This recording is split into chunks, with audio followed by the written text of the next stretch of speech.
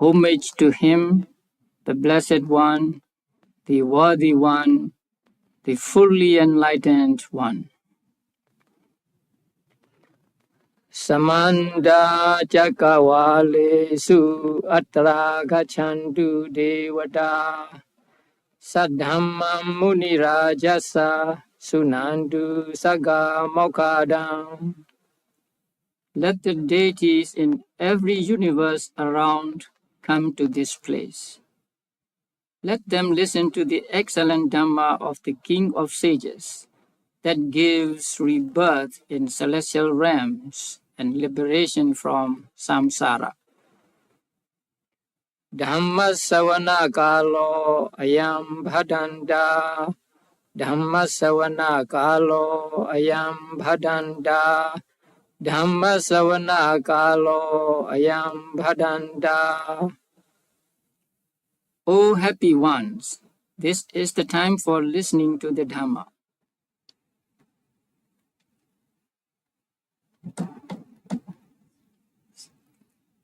So,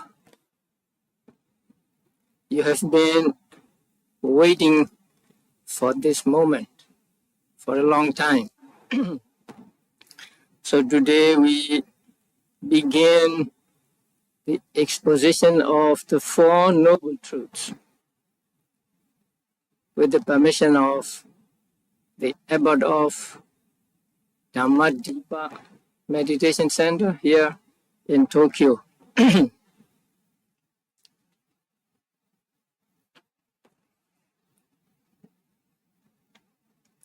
Now, the Four Noble Truths were discovered and then penetrated and revealed by the Buddha.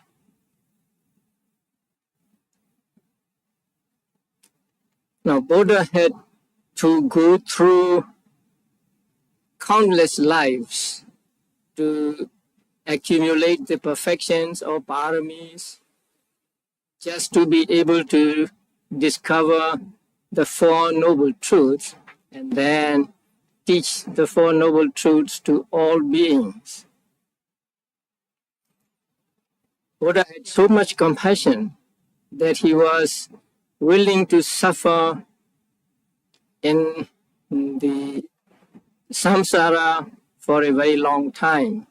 Now, it is said in the books that the time he spent in the samsara cannot be measured even by millions of world cycles. Now, you all know that in order to become a Buddha, he had to go through how long a time? 4 incalculables and 100,000 world cycles.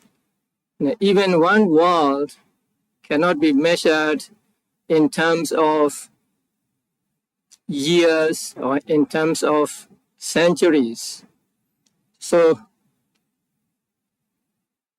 even one world cycle is so long that it cannot be described in terms of years or centuries. The 4 asankhya's, that means 4 immeasurables, that means 1 followed by 140 zeros is called 1 incalculable. This is the number we use, like in science. So in astronomy, when they want to describe the life of some stars, they use what do they use? Light years, right? There's something like that. So long that it is almost immeasurable. So during those lives, Buddha suffered a lot, accumulating the paramis, so that at the end he became qualified and he became the Buddha. Actually, he discovered and penetrated the Four Noble Truths and he became the Buddha.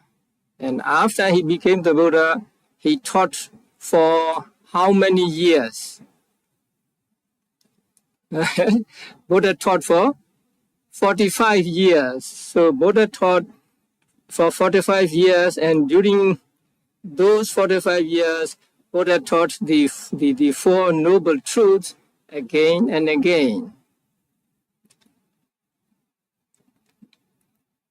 And what the Buddha taught, including the Four Noble Truths, were collected and recorded just about 3 months after his parinibbana. You understand the word parinibbana? Parinibbana means passing away, death.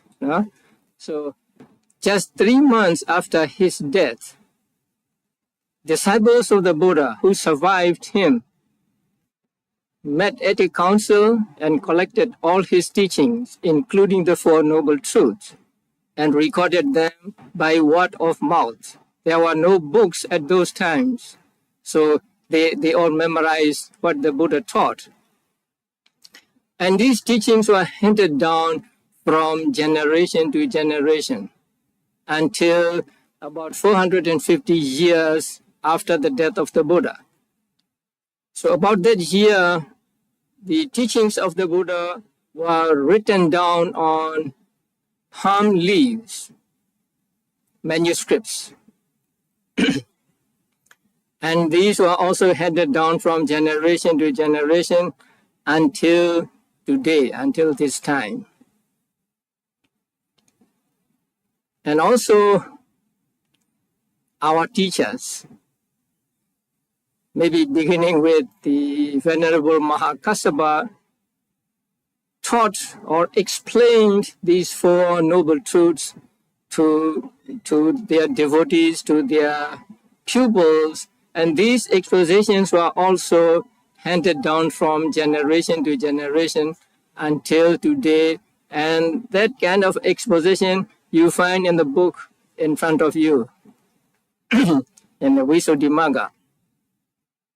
So we should be grateful to the Buddha for enduring such suffering for a long, long period of time, just to be able to teach the Four Noble Truths to all beings. Because only by the realization of Four Noble Truths can one attain enlightenment. And Buddha's aim is for beings to gain enlightenment so that they could make an end of suffering. They could get out of this samsara full of suffering. So, at the beginning of this talk, this class, let us pay homage to the Buddha and also to the Dhamma and to the Sangha and to our teachers. So please fold your hands up and repeat after me. Homage to the Blessed One, the Worthy One, the fully enlightened One. With gratitude and devotion, we pay homage to the compassionate and omniscient One, who suffered for a long time, immeasurable, even by millions of world cycles, doing the practices that are extremely difficult to do. Please bow down 3 times.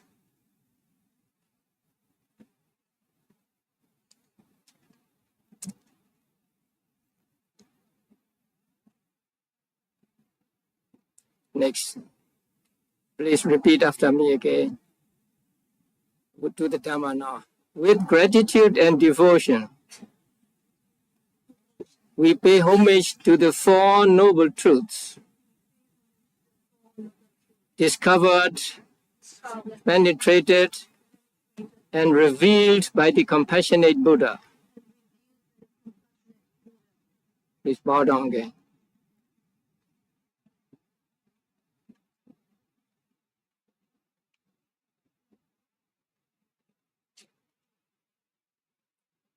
Now to the Sangha. With gratitude and devotion, we pay homage to the Sangha, who brought the teaching of the Four Noble Truths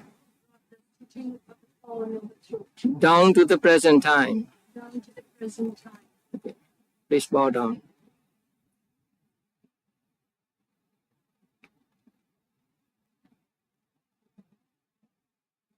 And now to our teachers. With gratitude and devotion, we pay homage to our teachers, who gave us this rare chance to understand the Four Noble Truths by their excellent exposition, without which we cannot understand the Four Noble Truths properly. Okay. This bottom.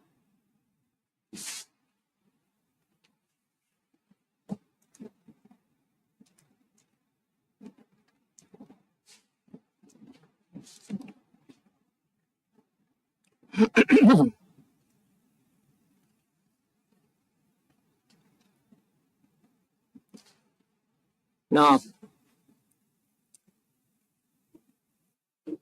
before we go right into the Four Noble Truths, we should understand when Buddha taught the Four Noble Truths first. Now, I hope you know that Buddha appeared over 2,500 years ago, and he attained enlightenment as the Buddha on what day? When did he become the Buddha? On what day? You've heard about Vesak Day?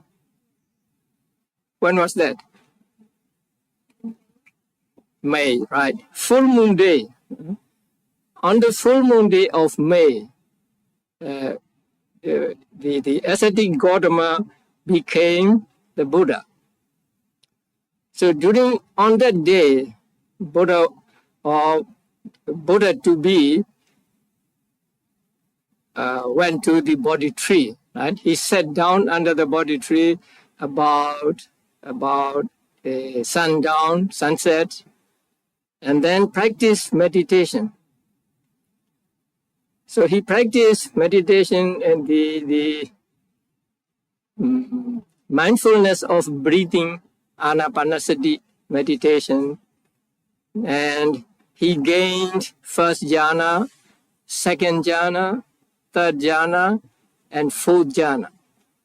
And then he gained also the immaterial jhanas, first, second, third, and fourth. And then during the first part of the night, he gained a supernormal knowledge, a great knowledge, by which he could remember all his past lives.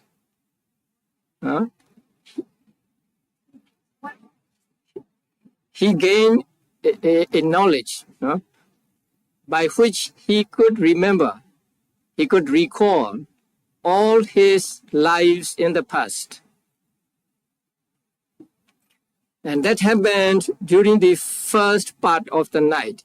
We will divide the night into three parts. So during the first part of the night, he gained as far as the supernormal knowledge.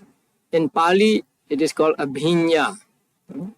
So he gained that knowledge. So he was able to see his past lives. And then he went on practicing meditation. And during the second part of the night, he gained another supernormal knowledge. By that supernormal knowledge, he was able to see beings dying from one existence and being reborn in another existence. So he saw, as it were on a screen, say beings dying and then being reborn. So he saw that one being dies and then he is reborn in hell, another being dies and he is reborn in celestial existence and so on, because they did kusala karma or akusala karma in their lives. So he saw the working of the law of karma very clearly, as it were on a screen. Suppose a being dies and he is reborn in hell, and he also knew that because this being did evil deeds, akusala means evil deeds in his previous life, and so he was reborn in hell, and then another being died and then reborn in devas or celestial world because he did some good karma in the previous life. So he was able to see that good karma produces good results and bad karma produces bad results. So that supernormal knowledge he gained during the second watch of the night. And he went on practicing, and during the third watch of the night, he contemplated on the paticca samuppada, dependent origination. He take each factor in the dependent origination and practiced vipassana on these factors. Are you familiar with the factors of paticca samuppada, like ignorance, karma formations, and so on? You are not? Okay. So he took each one of the 12 factors of paticca samuppada and practiced vipassana on each of these factors. So he practiced vipassana again and again and again on the factors and the dependent origination, and at dawn he gained enlightenment. That means he discovered the Four Noble Truths, he penetrated the Four Noble Truths, and so he became a Buddha. Now, the word Buddha means one who knows, and also one who makes other people know. So there are two meanings in the word Buddha. Now, we should understand this, because most people know that Buddha means one who knows, but that is just one part of the meaning. So Buddha is the one who knows and who makes other people know. That means who knows the Four Noble Truths and makes other beings know the Four Noble Truths. Nowadays, people may talk about Four Noble Truths, or they may teach about Four Noble Truths. That is because Buddha first discovered, and then Buddha taught the Four Noble Truths to all beings. That is why they could teach Four Noble Truths following the teachings of the Buddha. Well, Buddha was the person who first discovered the Four Noble Truths and then taught the Four Noble Truths to the world. So the word Buddha means one who knows Four Noble Truths and also who makes other people know the Four Noble Truths.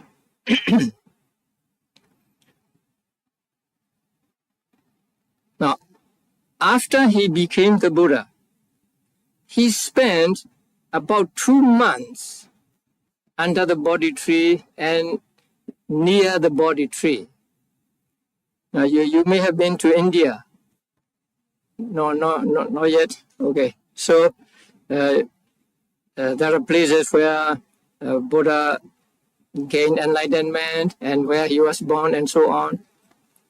So Buddha stayed almost 2 months under and near the Bodhi tree.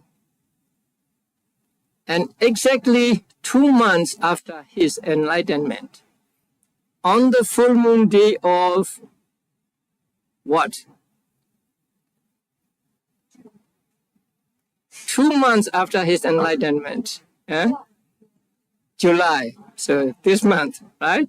So exactly 2 months after his enlightenment, on the full moon day of July, Buddha went to Banaras, Varanasi. It's a long way, but Buddha went there and preached his first sermon to his 5 disciples. So at that time, his disciples, previous to that day, or maybe about 1 or 2 months, I'm not sure how long, these disciples were disillusioned with the Bodhisattva's practice. And so they left the Bodhisattva and went to another place. So after the Buddha became the Buddha, he thought of teaching. So he thought of teaching his first disciples. So at that time, they were a distance away from the Buddha Gaya, where Buddha gained enlightenment. So Buddha went to them to Varanasi, or a place called Isipatana. So they were there, and Buddha went to them and taught his first sermon. Now, his first sermon is called what?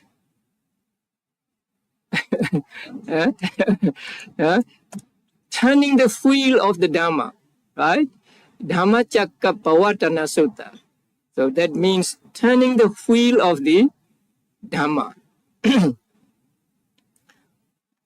In that discourse, the first discourse he ever gave to the world, Buddha mentioned the 4 noble truths.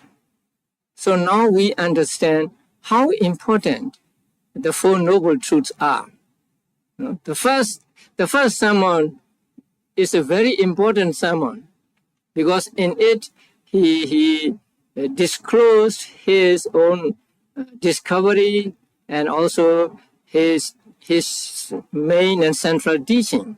So in that sutta, in that discourse, the Buddha explained to them the 4 noble truths.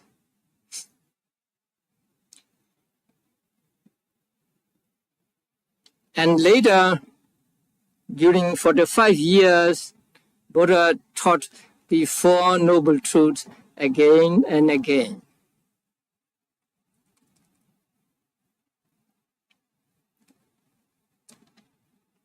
Now, it is a little strange to say that there are 4 truths.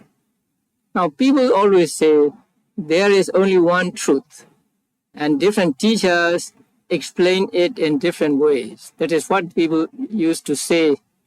But in Buddhism, there is not just one truth. The Buddha taught that there are 4 truths. So according to the Buddha, or the teachings of the Buddha, truth means something that is true,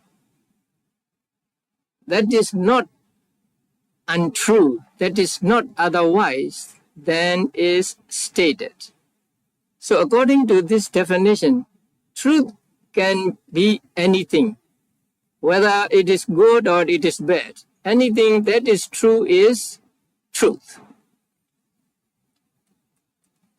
Now, fire has the burning power, right? So when we say fire is burning or fire is hot, we are stating a truth, because it is true that fire is hot and it burns. That is why in Buddhism, truth may be either good or bad. Now, among the 4 noble truths, the second noble truth is craving. Craving, attachment, greed. So craving is an unwholesome mental state, a bad mental state. But that bad mental state, which is called tanha in Pali, is called a noble truth. Because tanha is the real thing that produces dukkha, that produces suffering. So something that produces suffering is called the origin of suffering. So since it is the origin of suffering, since it is the cause of suffering, it is called one truth. Because it is true, it is correct that it produces suffering. Since it produces suffering and it is a fact, the craving is called a truth. Not only a truth, here it's called noble truth of the cause of suffering. That is because it is discovered by the noble person who was the Buddha. So anything that is true is called truth in Buddhism, and according to the Buddha, there are 4 truths. And they are not only called 4 truths, but they are called 4 noble truths. That means they were discovered by the noble one, the noblest of the noble, the best of the noble persons that is discovered by the Buddha. Since they were discovered by the Buddha, who was the noblest of the nobles, these truths are called noble truths. So there are, according to this, 4 noble truths. Okay, now what are the 4 noble truths?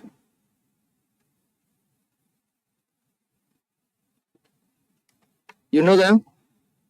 What are the 4 noble truths? Huh?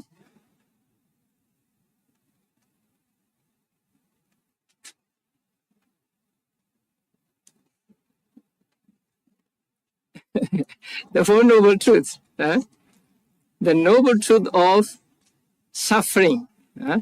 Okay, number 1, the noble truth of suffering. And number 2, the noble truth of the origin of suffering.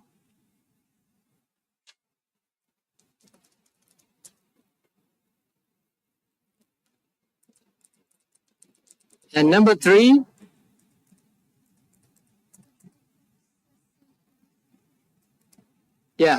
the noble truth of the cessation of suffering.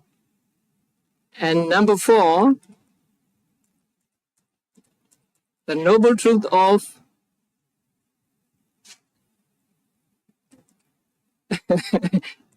okay, this is like a class, huh? Not like a Dhamma talk. So you have to do something. So number 4, the noble truth of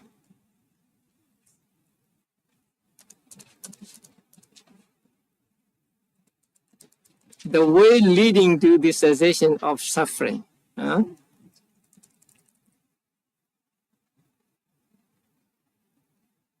Now, you may go to, wait.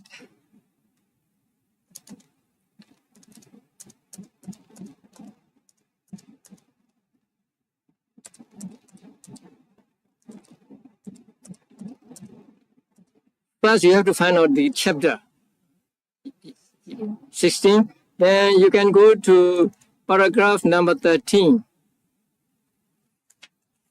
There you find the 4 noble truths.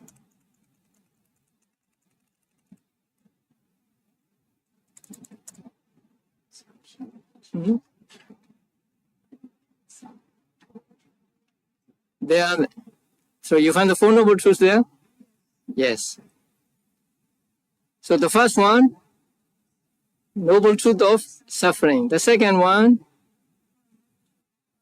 the noble truth of the origin of suffering. And the third one, the noble truth of the cessation of suffering. And number 4, right, the noble truth of the way leading to or reaching the cessation of suffering. So these are the 4 noble truths taught by the Buddha in that first sermon.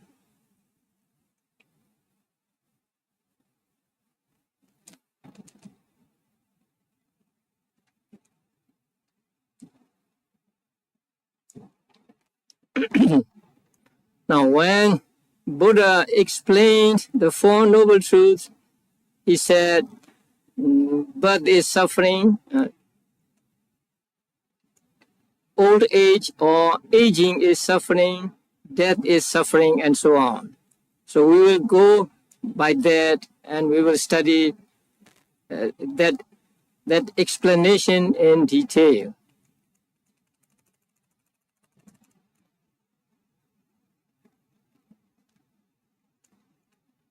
Are you familiar with the first sermon? No? Oh.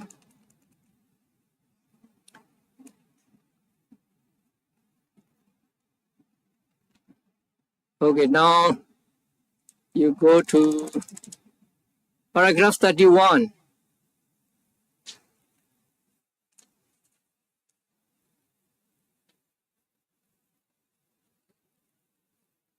So what do you find there?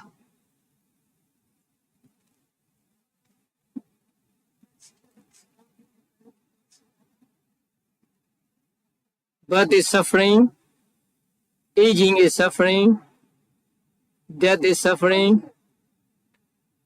That is the description given by the Buddha of the 4 noble truths. The first one, this is the first one. So here Buddha said, birth is suffering, right? That is one thing. And then aging.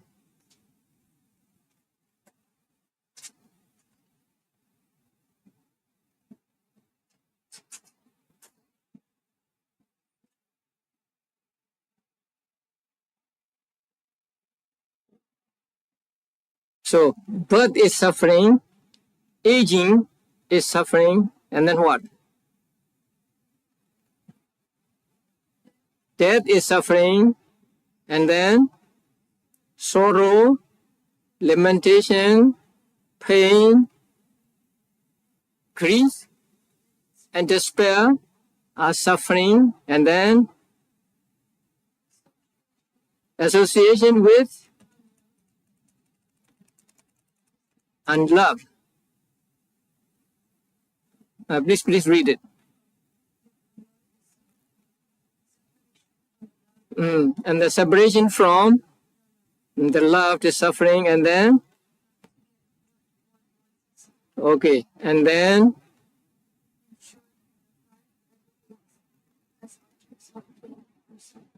yes. So this is the explanation of the noble truth of suffering. So we will try to understand each one of them. So Buddha said, birth is suffering. Aging means to get old. Decay is suffering. And death is suffering. Sorrow, lamentation, and also are suffering. Here, birth means actually not the coming out of mother's womb. But here means the conception. Now for human beings, and they have to stay in their mother's womb for say 9 months or 10 months. And then the mother gives birth to the child. But here birth means not giving birth to the child, but the moment when conception takes place. So the very beginning of one life, so that is called jati or birth here. So according to this teaching, birth begins not with coming out of the mother's body, but begins with the moment when conception takes place. So from that time on, it is called jati or birth. So here, Buddha said that birth is suffering. Now, to be in the mother's womb and then to be born, all these involve suffering. That the baby has to stay in the mother's body for a long time in a very narrow place and so on. And you can imagine how a baby would suffer even before it was born.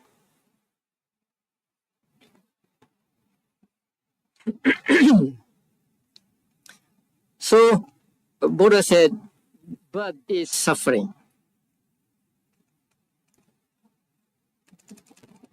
And in the commentary, there's a long description of how great the suffering there is, and during the time when the baby is in the mother's womb and so on, that you can read it later.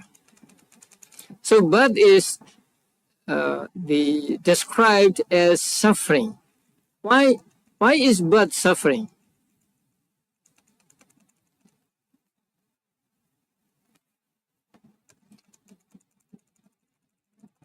Birth is called suffering because it is the base for all suffering.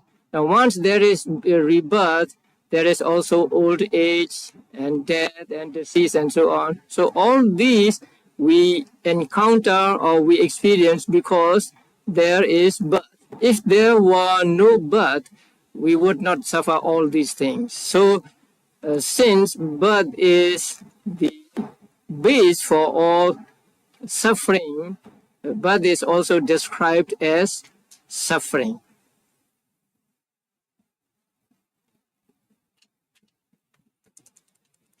Now, you turn to paragraph 42.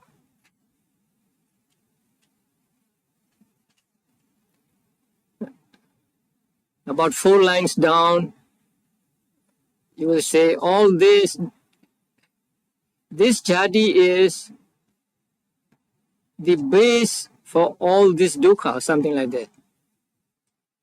Just above the verse.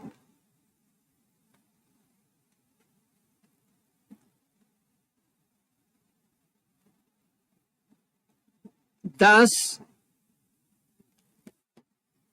this rebirth is the base of all dukkha, something like that.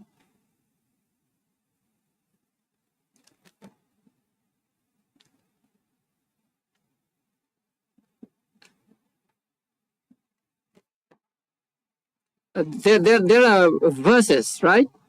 Yeah, above the verses, what do you find?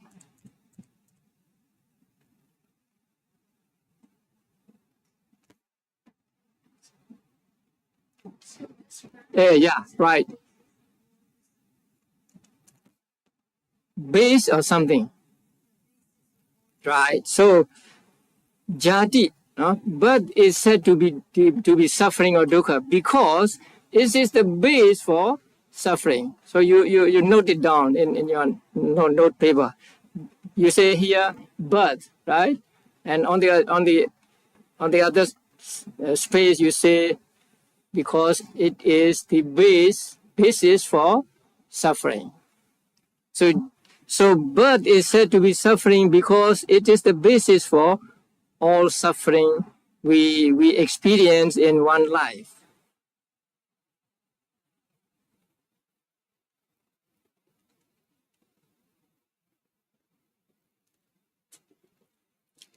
Now, the next one is jara. Aging or getting old.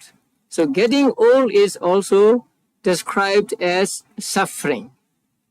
Getting old means not when you become 40, 50, 60, 70 years of age, but getting old begins immediately after birth.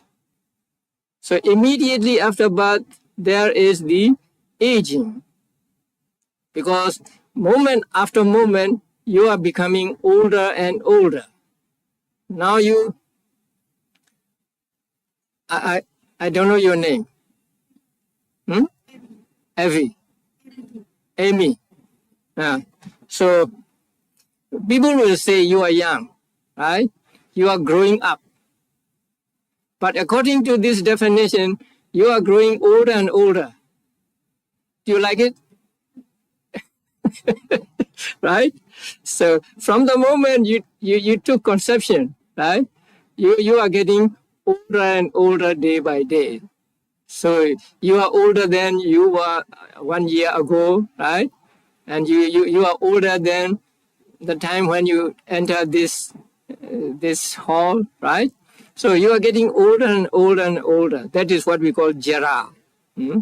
So in the world we say, oh, this girl is growing up to be a woman and so on. But according to the teaching, you are getting older and older and older. And you don't like to be old. No? But can you escape it? Can you stop it? Can you run away from it? No. That is the one aspect of jara, or aging being dukkha, suffering. Right? You don't like it, but you have to take it. Right? And also, when one becomes old, there are many things that that one doesn't like. Now, when you get old, your body becomes weak. Not you are not strong as you are young, and that you will understand only when you get to be 70 years old or 80 years old. Now, you cannot walk as fast as before, or you cannot pick up things and so on. And then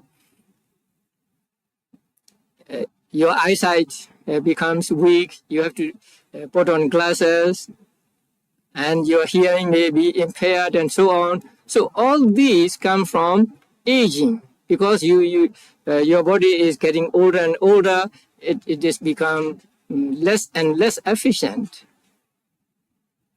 And you no longer look young when you are 60, 70, or 80 years old. And then you forget many things when you get old. And when you get old, sometimes younger people don't want to be with you. Then they may say, oh, this old man, old woman is interfering with us. We don't want to be near to him or to her. So you are like left out from the family or something like that. So all these you suffer because there is old age, there is aging. Because you become old, you have to suffer all these. And also sometimes people act like a child when they become very old. So all these you suffer because there is old age. So old age is also described as dukkha.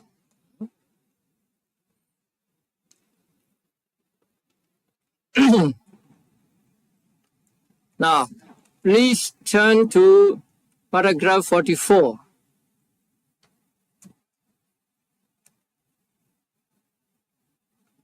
About the end of the paragraph 44, what do you find there?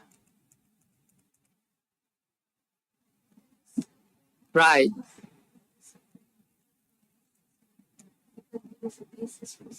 Now, it gives two reasons, right?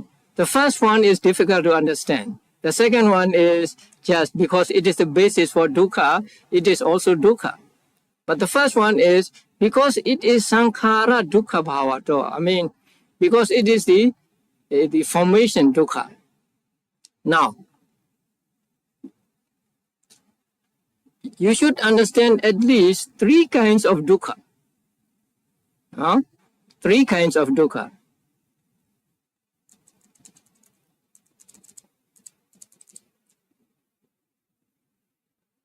The first dukkha is called, in Pali, dukkha, because it is a real dukkha. Now, wait.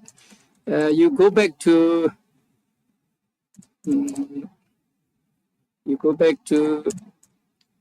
paragraph 34.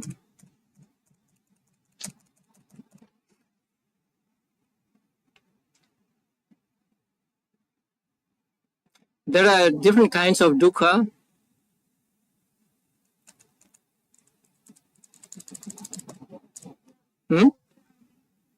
Yes. So I want to pick up just those three. There are many, about 7 or 8, but just three. Dukkha. Intrinsic dukkha or something like that. And then viparinama dukkha. That means dukkha when change comes. Viparinama means to change. So caused by change. And sankhara dukkha means dukkha because it is sankhara. Sankhara means conditioned. Anything that is conditioned is called sankhara.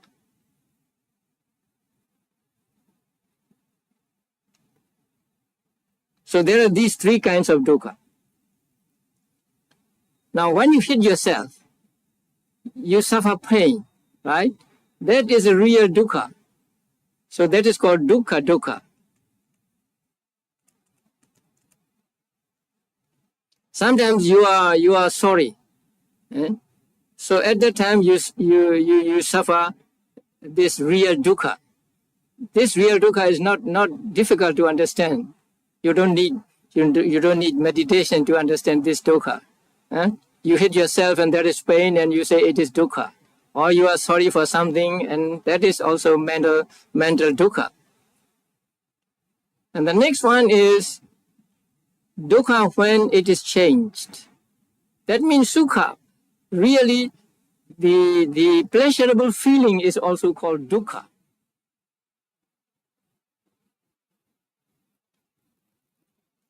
Because when it is gone, you feel sad, you feel sorry. So you are enjoying something, right? When that enjoyment disappears, is finished, then you feel something like a sorrow. So although it is sukha, it is pleasurable when it is existing. When it disappears, it is a cause for suffering. So even according to the teaching of the Buddha, what people call happiness is actually suffering in change, because suffering when it is changed. And then the other one, the last one is called sankhara dukkha. I will talk about it later also.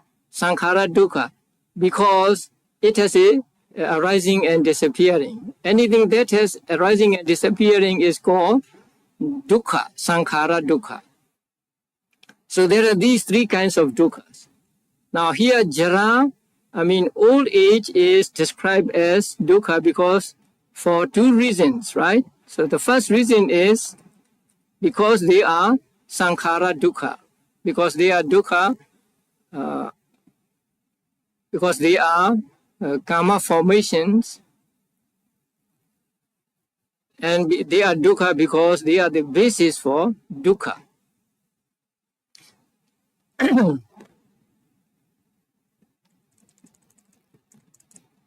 So according to this, jara or old age is suffering.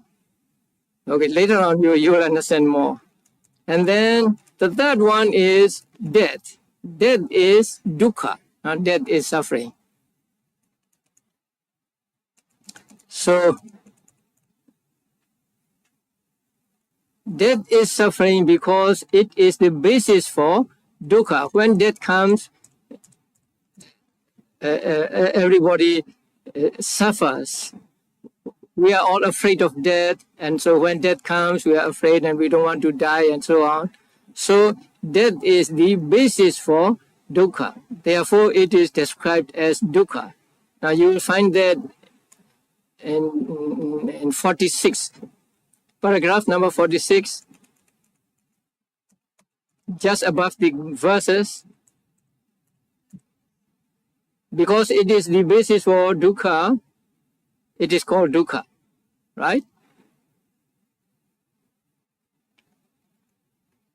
So death is a basis for suffering. Therefore, death is called suffering. So these are the reasons why they are called suffering.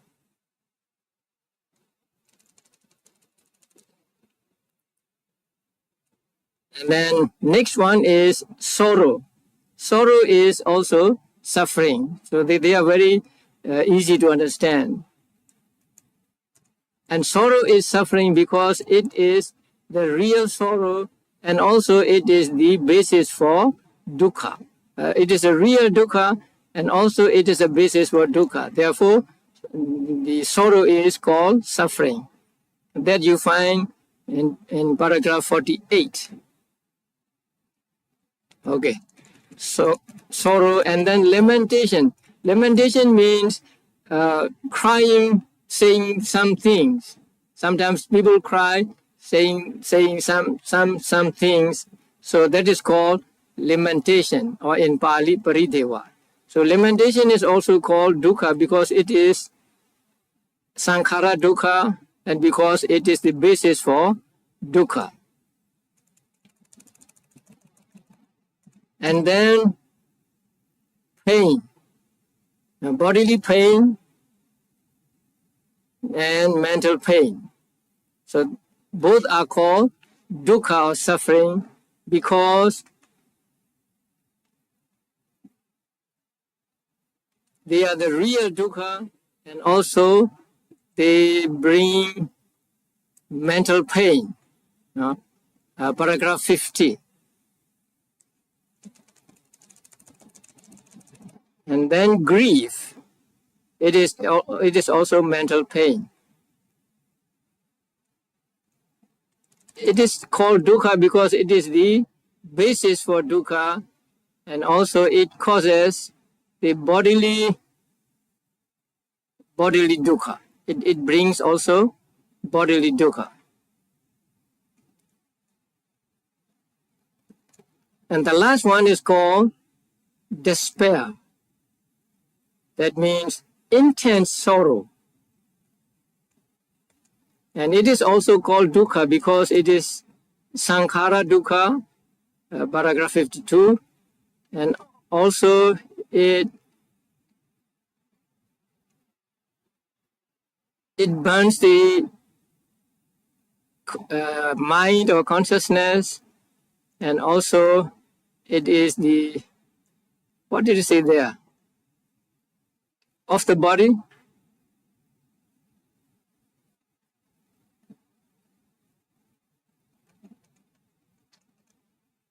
Paragraph 52. Just above the verse, it is dukkha because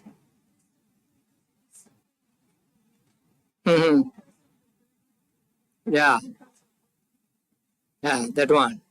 So these are the reasons why despair is called suffering.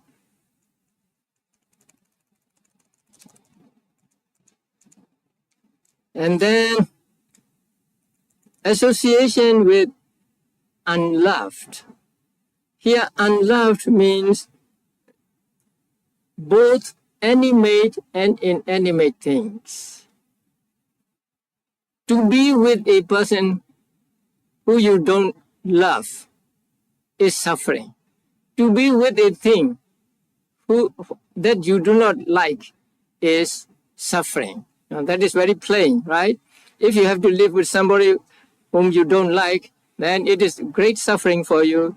And if you have to live, let us say, in a place where you don't want to be, like a house, very old house, right? If you have to be using a car which is very old, then you don't like it. But say you have no money and you have to be with that old car, and that is also a kind of suffering.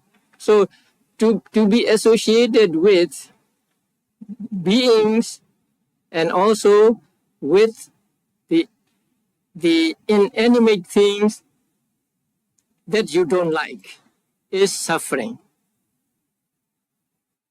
And it is suffering because it is the basis for suffering.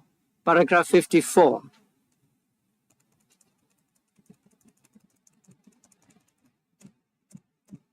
And the next one is to be dissociated from suffering, not to be with those whom you like, those persons and those things that you like. You want to be with somebody and you cannot be with that person. So there is suffering. And you don't want to get away from, say, a very beautiful house, but you have to get away from it. So that is also called suffering. So to be dissociated from the beings and things that you love or that is lovely is suffering. It is suffering because it is also the basis for sorrow, which is dukkha. Now, next one is important. Not to get what you want is suffering.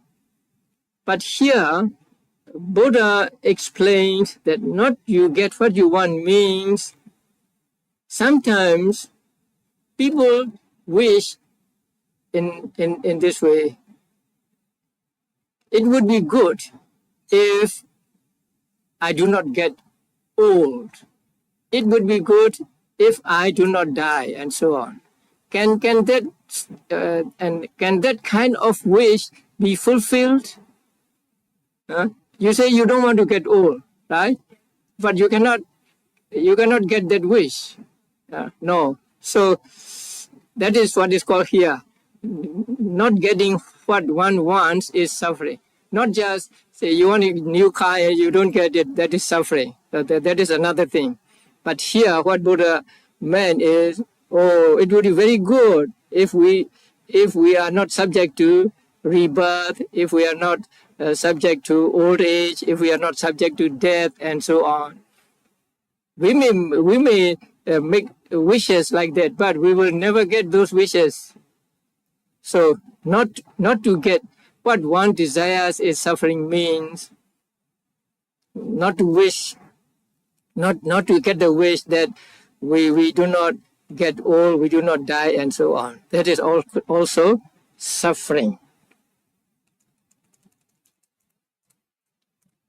Now the last sentence. In short, the 5 aggregates of clinging are suffering.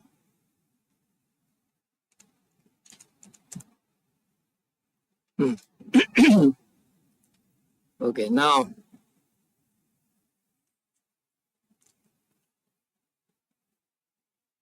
you have gone through some of the truth of suffering. Now, and up till this moment, the definition given by the Buddha or the exposition given by the Buddha about suffering is not difficult to understand, actually. Now, that birth is dukkha. You can understand easily that birth is dukkha, right? To get old is suffering. You can understand it. Do you need to meditate to understand this?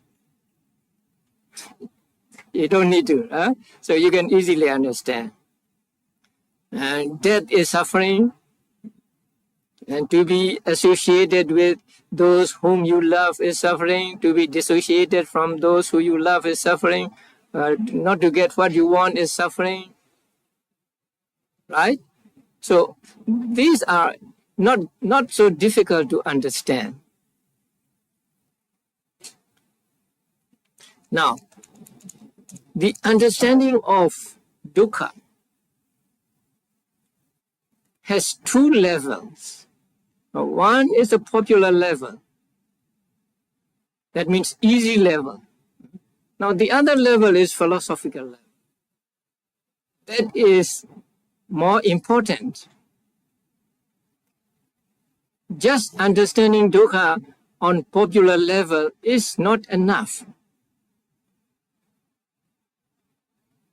In order to get really wearied with life, to get really wearied with the mind and metta or 5 aggregates, you need to understand dukkha on the philosophical level, or deeper understanding of dukkha you need.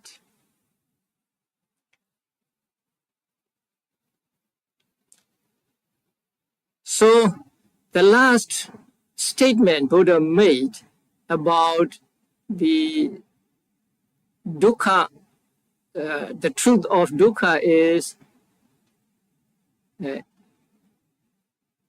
what in brief, the 5 aggregates of clinging are suffering. Or in short, the 5 aggregates that are subject to clinging are suffering. Now, that sentence is not easy to understand. Actually, if you want to understand this, you have to meditate. Only through vipassana meditation can you really understand this. Now first, the 5 aggregates of clinging. Now you must understand them. You know the 5 aggregates? You don't know? The first one is rupa, matter aggregate. Aggregate means a group. So matter aggregate, and number 2, the second one is feeling aggregate. And number 3 is called perception. You will not find them here in this. Because one thing you must understand about Visuddhimagga is it was written by a monk for monks. And so many things were taken for granted. The other thought or assumed that you already understand the 5 aggregates. So he will not explain the 5 aggregates here. That is one reason why Visuddhimagga is difficult to understand. Now, a book written by a monk for monks, okay, meditating monks. So, number 1, what is the number 1? Rupa or matter. The second one, feeling, in Pali Vedana. And 3 is perception. Sanya, in Pali it is called Sanya. And number 4 is it's called formations. Mental formations, they call. In Pali they are called Sankhara. And 5 is consciousness. Vijnana. Vijnana, consciousness. So these are called 5 aggregates.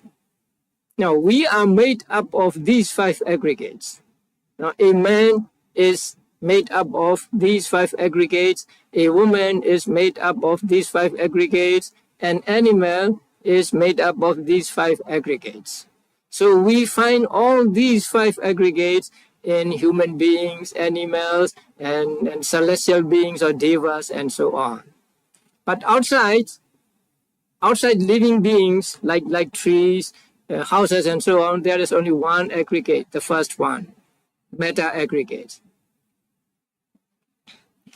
Now, these 5 aggregates can be the object of clinging. Now you have to understand clinging also here. In Pali it is called upadana. Clinging. Clinging means taking hold of. Now whenever we experience an object, if we are not mindful, we always hold on to that object. Sometimes we take that object, we grasp. You understand the word grasp? To take firmly, no? You grasp or you cling to the object by greed, by attachment, or sometimes by a wrong view. You may take this thing as a permanent thing. So if you take things as permanent, then you have one wrong view. If you take things as an atta, right, as the soul, then that is another wrong view. So whenever we experience an object, we tend to cling to that object, sometimes by by greed, or sometimes by wrong view. So the aggregate which we can take, which we can cling to by greed or wrong view are called aggregates that are subject to clinging. That means there are some aggregates that we cannot cling to by way of greed and wrong view. Now, in order to understand this, you have to understand Abhidhamma. Okay. For example, Nibbana. Although we may talk about Nibbana, we cannot really take Nibbana by way of greed, attachment, or wrong view. So Nibbana is not subject to clinging. And there are some types of consciousness like the path consciousness and fruition consciousness that are not the object of clinging. So here the aggregates that are object of clinging means aggregates that can be the object of clinging, that we can cling to. So here Buddha said, all 5 aggregates that are the object of clinging are dukkha, suffering. Now here, it is not easy to understand or to accept this statement, because sometimes we enjoy ourselves.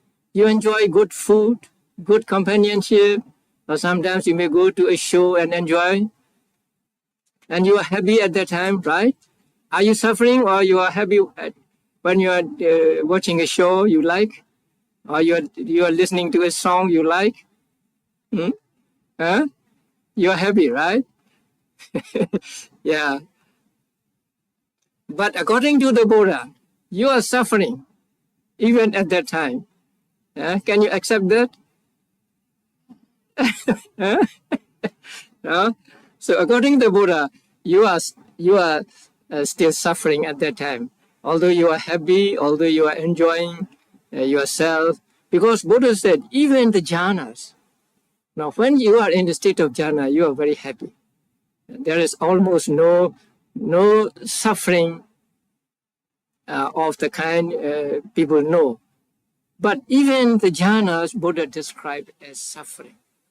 Now, the immaterial jhanas are the highest of the jhanas. So when you get the immaterial jhana, you experience the highest form of the mundane happiness. But even Buddha describes them as suffering. Why? Why are they said to be suffering, or why are they called suffering by the Buddha? Now, there is a key. You must understand this. Buddha said, whatever is impermanent is suffering. Now, we must understand this clearly. Whatever is impermanent is suffering. So if you want to know whether a thing is suffering or not, try to find out whether it is impermanent or not. Right? You want to know whether this is suffering or not. Then try to find out whether it has a beginning and an end. I mean, whether it is impermanent. If it is impermanent, then it is called suffering by the Buddha. And whatever has arising and disappearing is impermanent. You say something is impermanent. Why do you say that thing is impermanent? Because it comes and goes, right? So whatever has a beginning and an end is impermanent, and whatever is impermanent is dukkha, suffering. Now that is taught by the Buddha. We must understand this. So You are enjoying yourself. But that enjoyment will come to an end, right? It will not last forever. So when it comes to an end and it is no more, there is no enjoyment. So Buddha's explanation is that whatever is impermanent is actually suffering or dukkha. Here, we must understand also the word dukkha. Whenever we hear the word dukkha, or the English word suffering, we think of pain only. Now it is sometimes say we hit ourselves and we say, oh, it is dukkha, right? So when we say dukkha, we think it is only pain. Pain is dukkha. Or you are sorry and you have mental pain, right? But here, dukkha means more than that. More than pain, more than painfulness. It is more than that. And so in some books, it is translated as unsatisfactory. It may be a little better.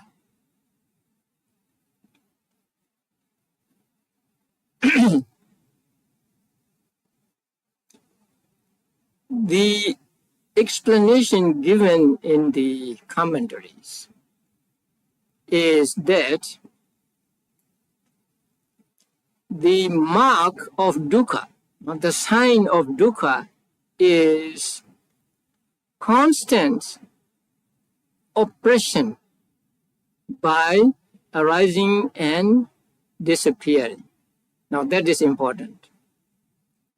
Something is called dukkha because it is constantly oppressed by arising and disappearing. That is the meaning of dukkha, not just painful. If we understand dukkha as painful, our understanding of dukkha is very shallow. So you hit yourself by accident, or you prick yourself, your finger with a needle, and there's pain. So you say, oh, it is dukkha, right? But that kind of dukkha you can understand without practice of vipassana meditation. But what dukkha you must understand through the practice of vipassana meditation is different. That is being constantly oppressed by arising and disappearing. That you must understand. And that you can understand only when you practice vipassana meditation and see things coming and going, coming and going. Now you are practicing, let us say you are practicing vipassana meditation. So when you practice vipassana meditation, you have to make notes of the object. Now you have to observe the objects. So there is one object and you try to be mindful of it, or you make a mental note, right? Let's say there is the thinking. Your mind goes out and you say thinking, thinking, thinking. Then after 2 or 3 notes, it is gone. But there's another object. Then you take that object. Suppose there is a sound. Then you take that sound and say hearing, hearing, hearing. And it disappears. It is finished, no more. Then there's another object like pain in the body. Then they pain, pain, pain, you make notes.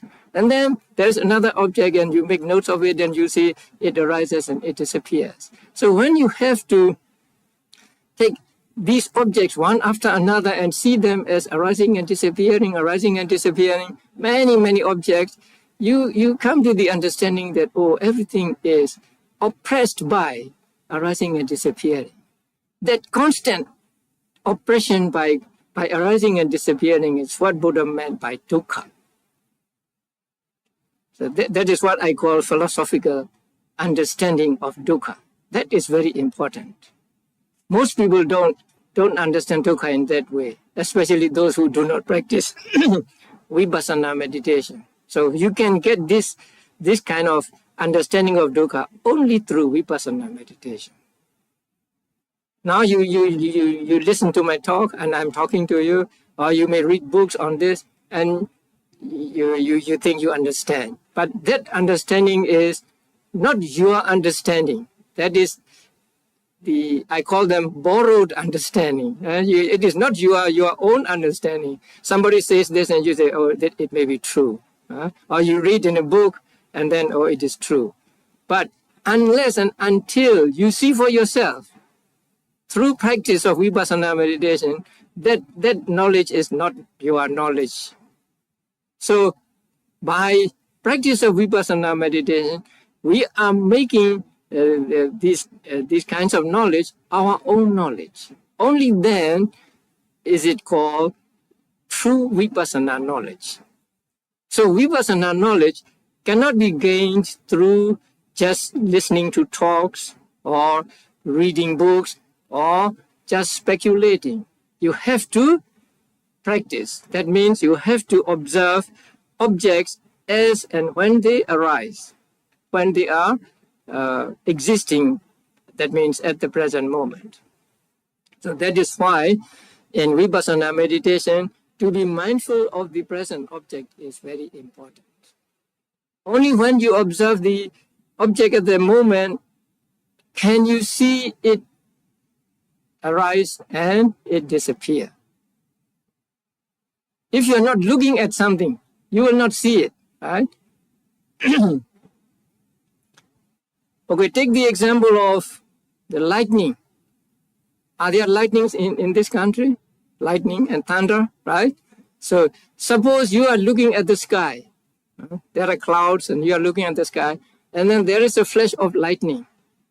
Because you are looking at the sky and you look at the lightning, when it flashes, you really see the lightning. If you don't look at the sky at that moment, you will not see the lightning, right?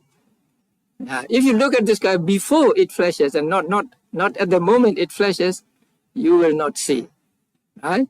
So only when you are looking at the lightning, when it flashes, do you really see it, right? In the same way, only when the object is present and you are observing it or making notes as seeing or whatever, do you really see it? Otherwise, you don't see it. So that is why it is very important that you make notes of or you observe the object at the moment. So here, every object you watch through vipassana meditation, you know that every object comes and goes. And so there is a sense of being oppressed by something, and that something is arising and disappearing. So that is very important. So we must understand dukkha on this philosophical level also. Only then will our understanding of dukkha be complete. Otherwise, our understanding of dukkha may be shallow and not enough to push us to getting wearied with mind and matter. So getting wearied with mind and matter is a very important stage in vipassana meditation. Now here, this kind of understanding is not explained in the commentary. In the commentary, what is explained is, because these five aggregates are also the basis for dukkha, they are also called dukkha. That is also easy to understand. Because you have these five aggregates, because you have this body, you will suffer old age, you will suffer disease, you will suffer death, and then you will suffer sorrow, lamentation, and so on, so long as you have this body, right? So this body is also said to be dukkha. So that also is not so difficult to understand. But the other thing, to see the constant oppression by arising and disappearing is important, and that you see only through vipassana meditation. So this is the understanding of dukkha. Now you can understand that only through vipassana meditation can you really understand the noble truth of suffering, right? If you do not practice vipassana, you may be able to talk about dukkha, but that is not deep understanding of the dukkha. So that is why we need to practice vipassana to understand the first noble truth, the noble truth of suffering. Now sometimes people say, oh, I'm very wearied with my life because I'm suffering. I have the chronic diseases, or I met with failure and so on. But these people don't really understand dukkha. Right? Do you think they really understand dukkha? Their understanding of dukkha is very shallow, right? Because they are in one or another way of suffering, and so they think it is suffering. What if they are prosperous, and if they are healthy and so on? Will they understand dukkha? No, if they don't practice, they will not understand, right? So it is only through vipassana practice that you can really understand the noble truth of suffering.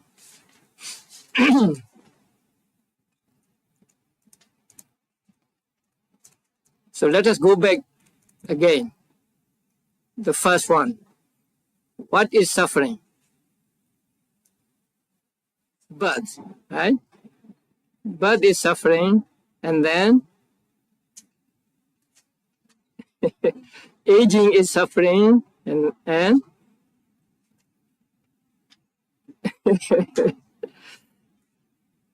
death is suffering. And, sorrow, lamentation, pain, grief, despair are suffering, and then association with the unloved is suffering. Separation from the love is suffering. Not to get what one wants is suffering.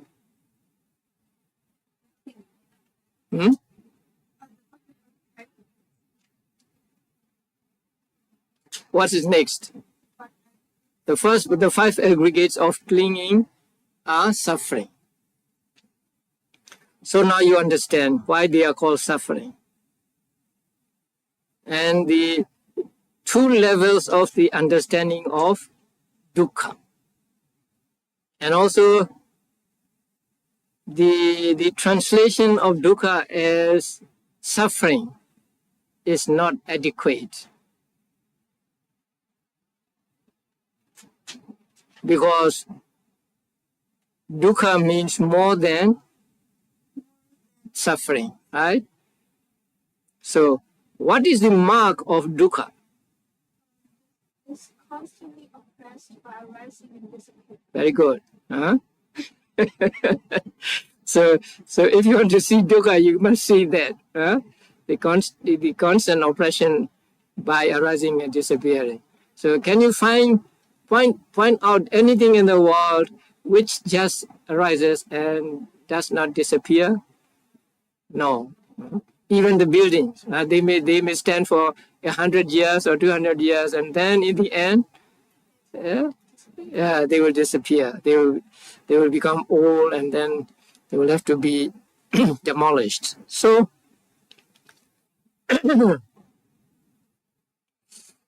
there is not a single thing in the world that has only the beginning and not the end. Since everything has beginning and an end, we say everything is oppressed by the arising and disappearing. So there is no gap between the arising and disappearing. No break. That is why they say constant oppression by arising and disappearing. Now here, in passing, I want to tell you about the word sankhara. Are you familiar with the word sankhara? Maybe in some of my talks I may have explained it. You want to hear it again? Now, whenever you find the word sankhara in Pali, you should be very careful, because it can mean two things. One is opposite of the other. So sankhara can mean something that produces,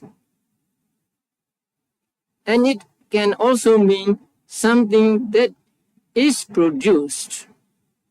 So the first meaning is the active meaning, and the second is passive meaning.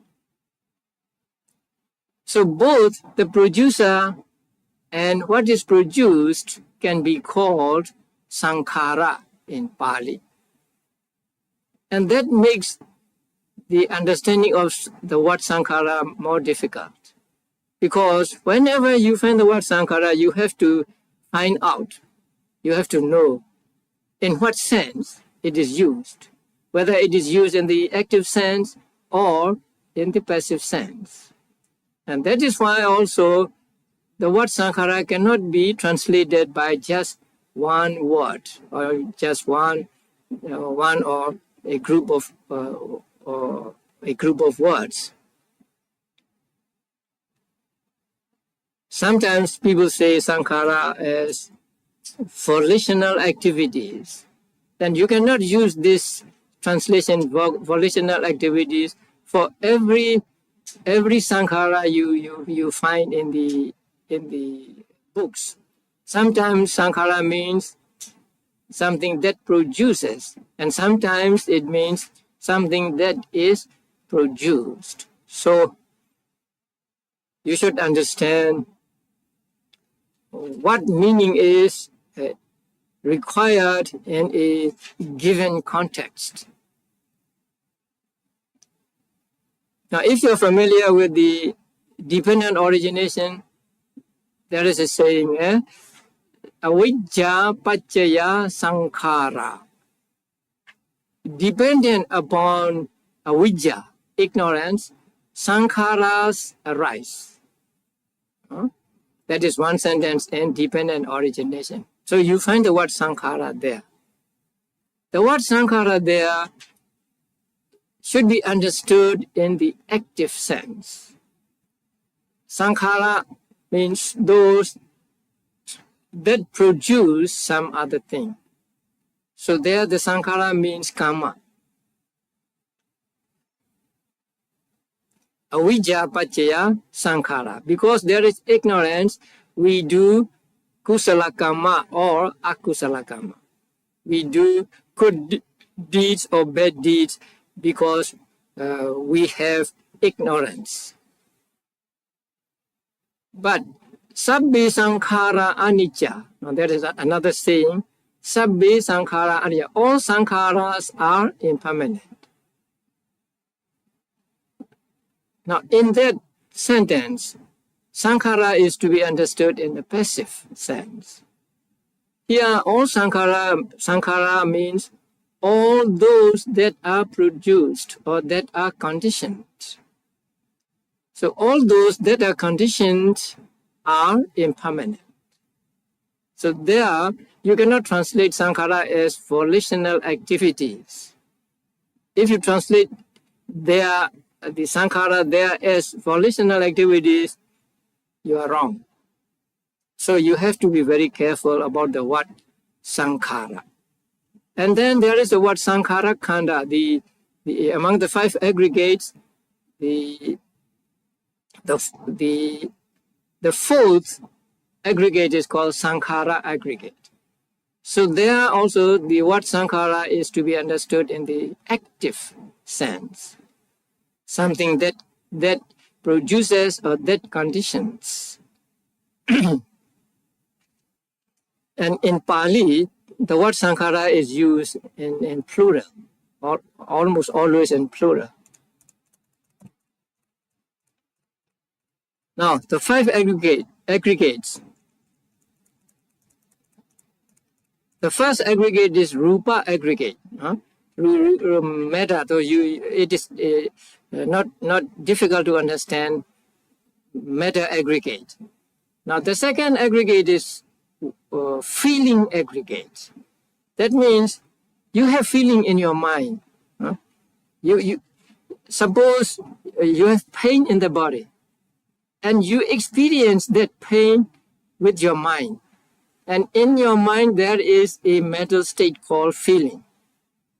So that feeling can be sometimes pleasurable feeling, sometimes displeasurable feeling, and sometimes neutral feeling. Sometimes you are happy, sometimes you are sad, sometimes you are neither happy nor sad. So these three kinds of feeling are called feeling aggregate. So every time you experience an object, there is this feeling. You may not be aware of that feeling, but there is always feeling. So when you see something, you may see it with pleasurable feeling, or you may see it with displeasurable feeling, or sometimes you may see it with neutral feeling. So there are at least these three kinds of feeling, and they are called feeling aggregates. And then the next one is perception. Now that is difficult to understand. Now what is perception? What is perception? So here, the word sanya, now in the Pali word sanya means making a mark.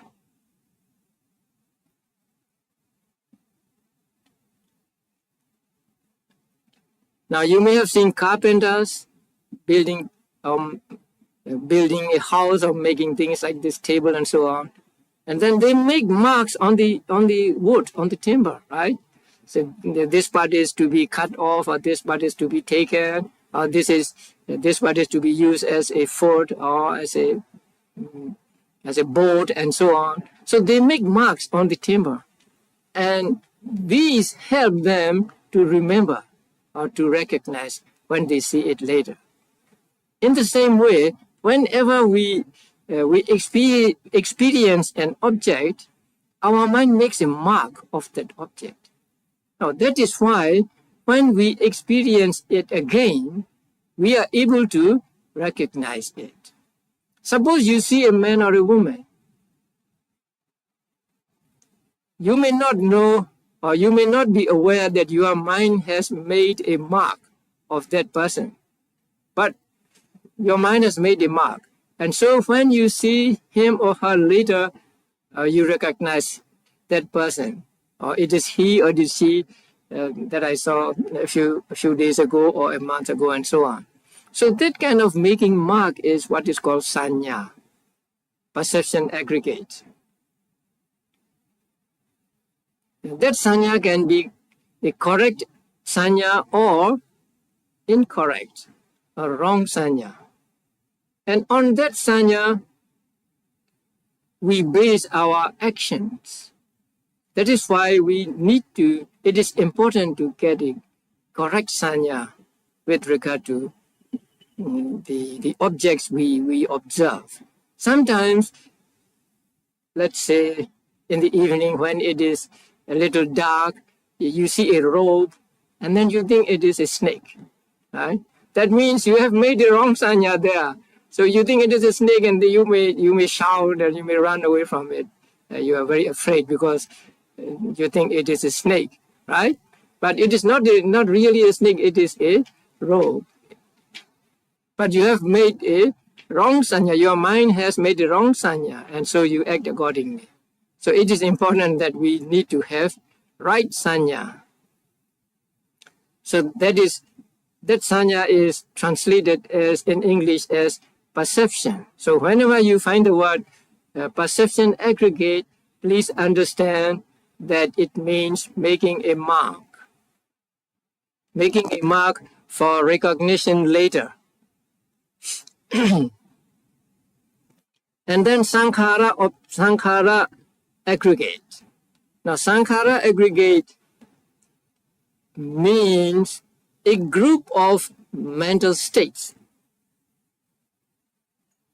headed by volition. You know the word, you know volition, right? Volition is the translation of the Pali word cetana. It is a mental state that encourages you to do something, that pushes you to do something. So that mental state is called volition or cetana. And it is present with every type of consciousness. It is compared to a monitor in a class. I don't know whether that word is still used. When I was young, we have a class, and one pupil is called a monitor. So he is a head leader of the other pupils. So that kind of person works for himself as well as encourages others to do their work. So Cetana is like that.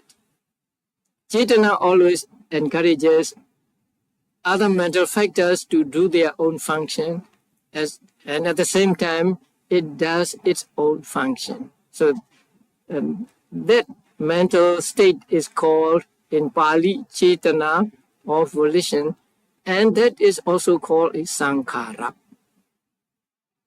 So the mental states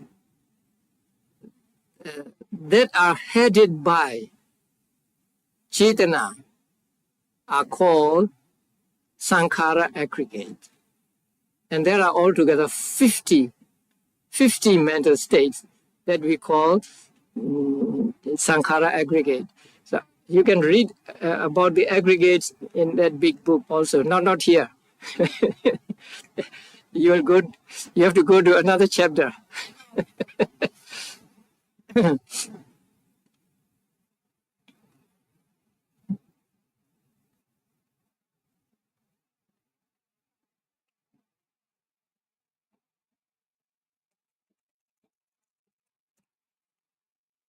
So the last one is called consciousness aggregate. Consciousness, this word also is not accurate, but we have to stay with it because we do not know any other better word for the Pali word citta or vijnana. But here consciousness means just the awareness of the object.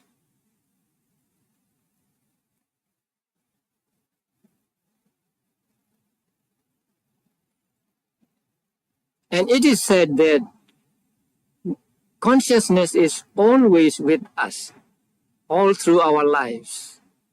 So from the moment of conception until the moment of death, there is consciousness.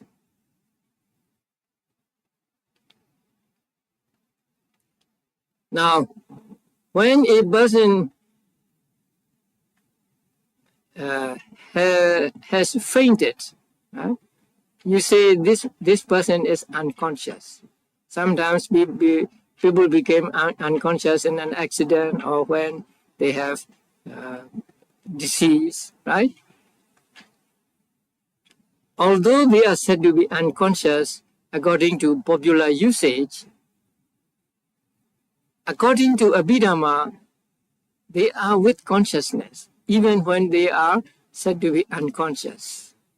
So even when you are asleep, there is consciousness or mental activity going on. You are not without consciousness when you are asleep. So that awareness of the object is what is called vijnana or citta in Pali.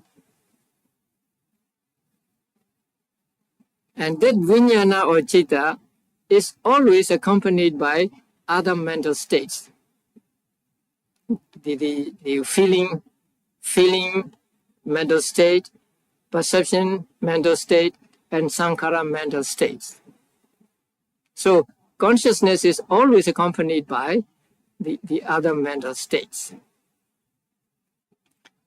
So in one experience of seeing, we can see all 5 aggregates. So when you see something, the something you see is meta aggregate, right? Suppose you see a flower. The flower you see is meta aggregate. And you have the eyes. So the eyes are also, what are the eyes? Mind or meta?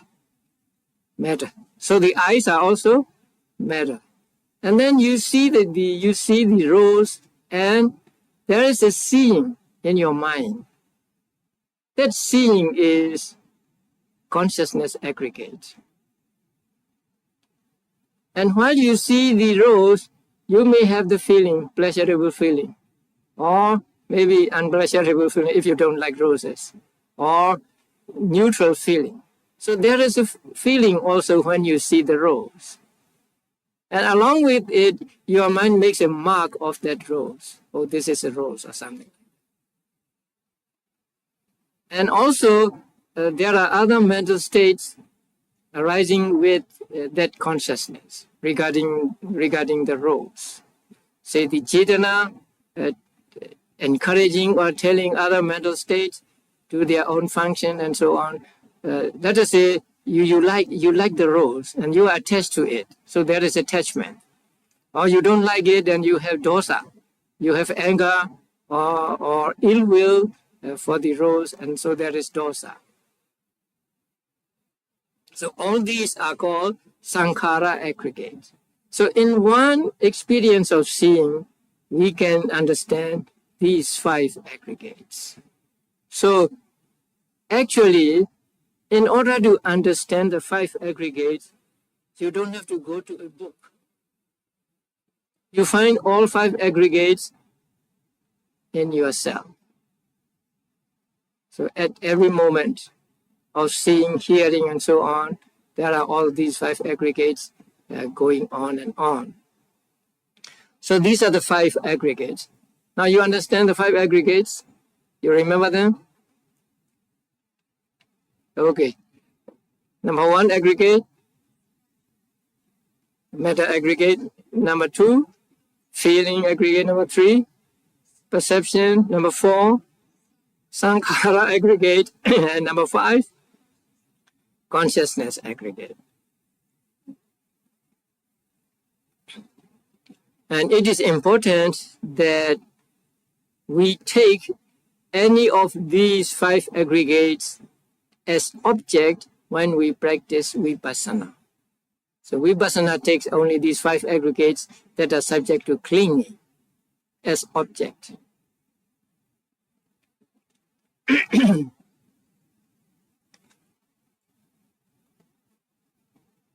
So now we come to the end of dukkha, or the noble truth of suffering.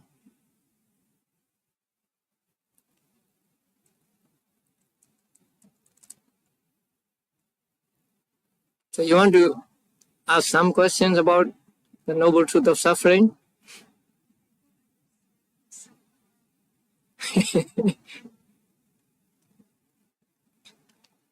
Now, number 4 is a group of 50 mental states.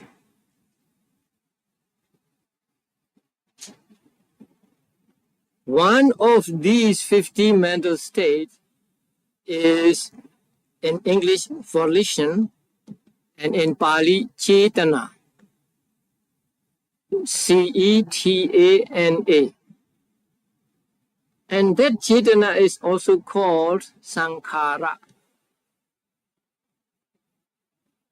because it conditions other mental states, or it helps other mental states to do their own function.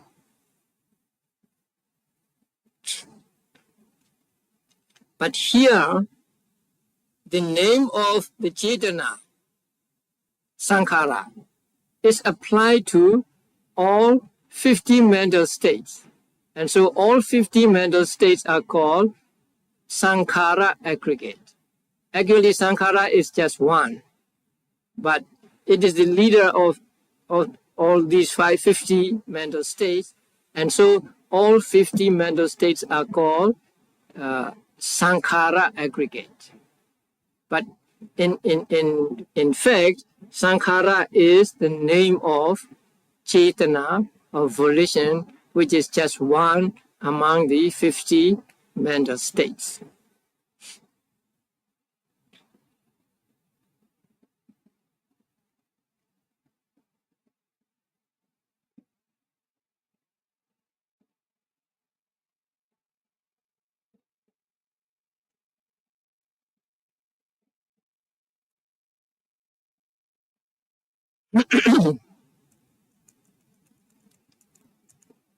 Now you understand?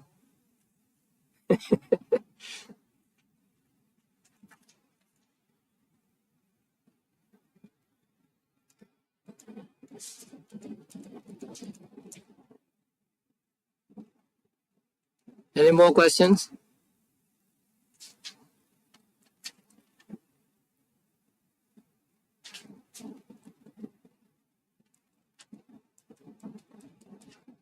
No? Okay. In order to understand the first noble truth in depth, what must you do? You have to do vipassana meditation. So reading books enough? No. Listening to talks enough? No. So you have to see it for yourself, right?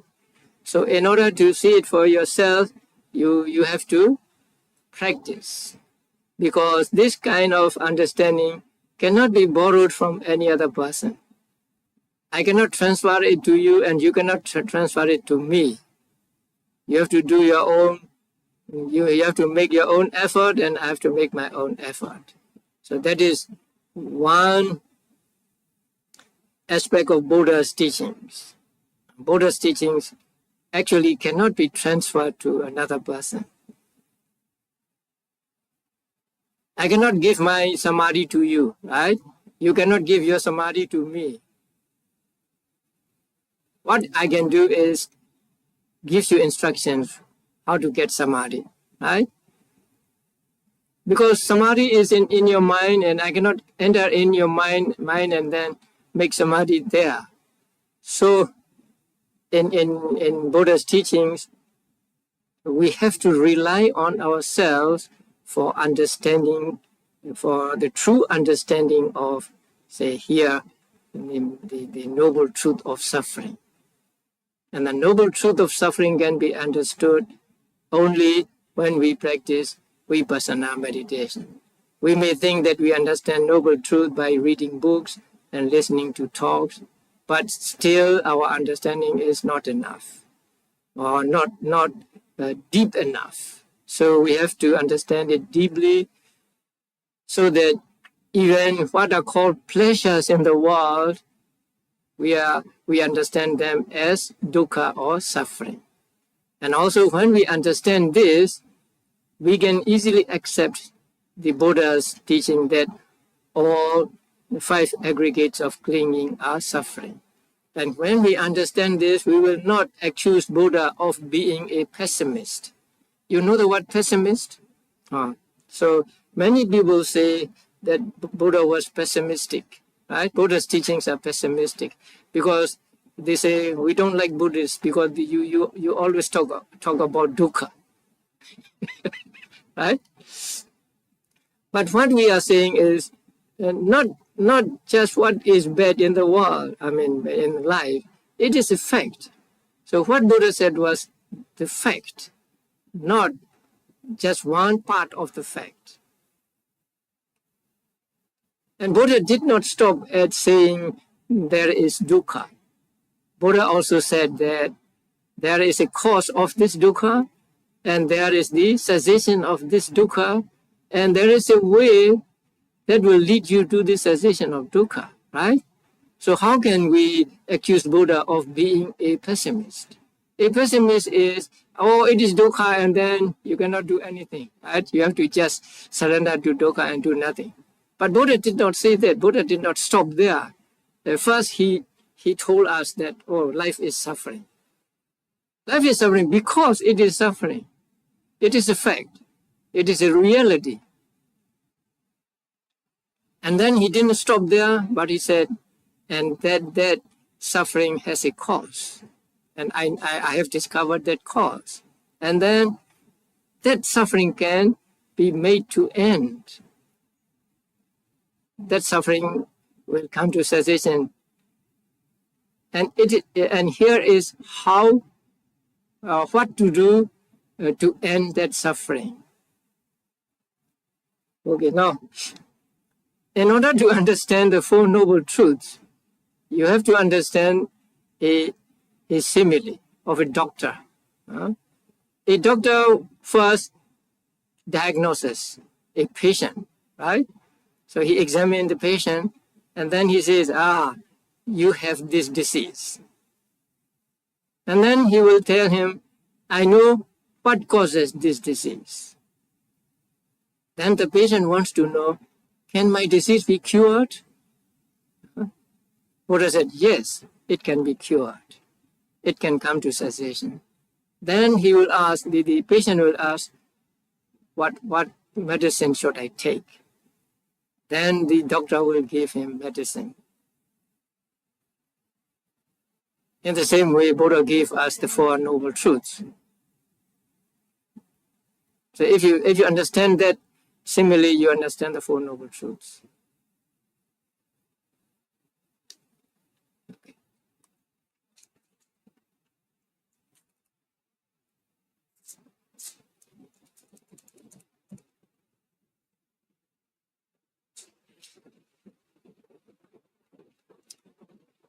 So now we come to the second Noble Truth, the Noble Truth of the origin of suffering, or the Noble Truth of the cause of suffering.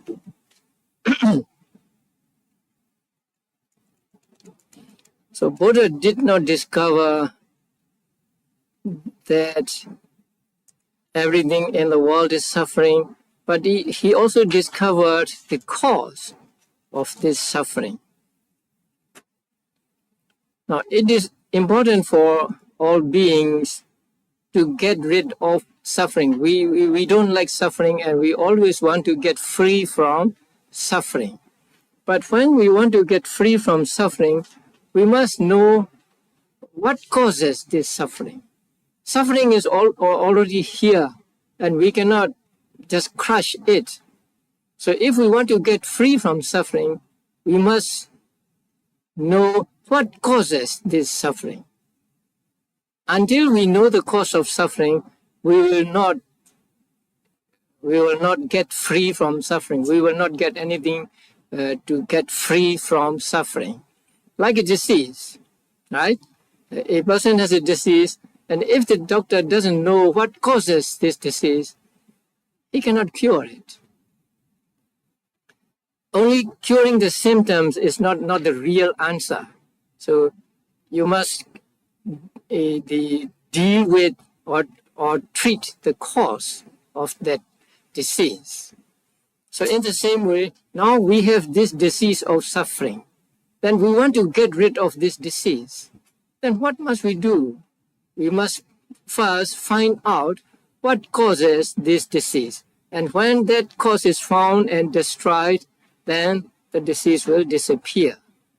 So this is in this logic that we must understand the second noble truth, the noble truth of the origin of suffering.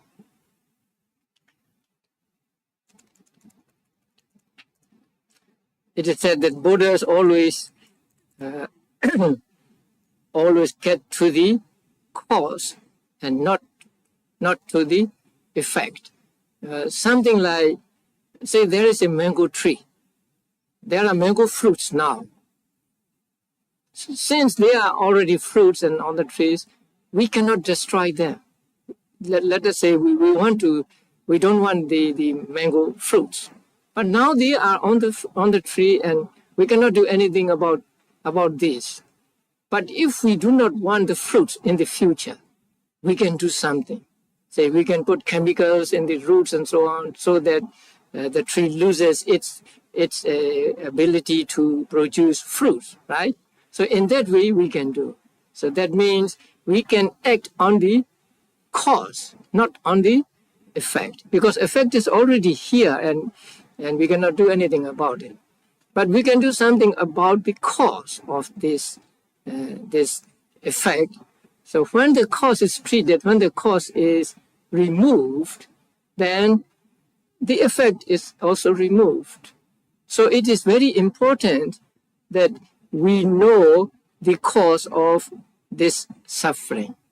So in finding the cause of suffering, or in pointing out the cause of suffering, Buddhism stands unique among all religions. Now you have heard about other religions, right?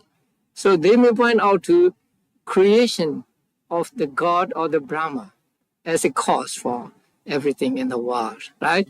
God created this world, or the great Brahma created this world, and they end there. But in Buddhism, no God, no creator God or Brahma is recognized. Instead, Buddha pointed out that this is the cause of suffering. Not the creation of the Brahma, not the creation of the God, but this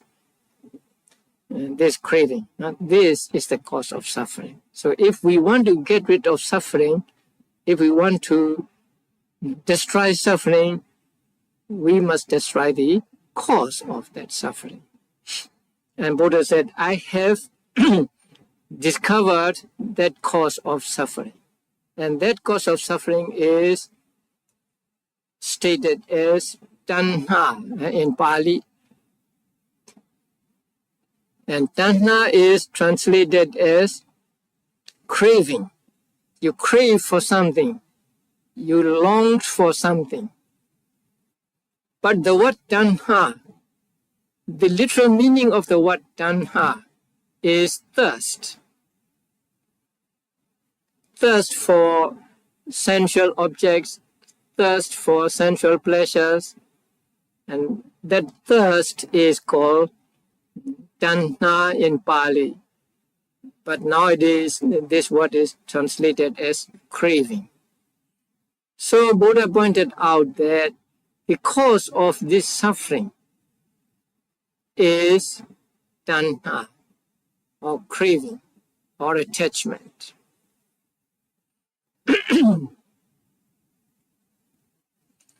And that tanha is described as producing rebirth.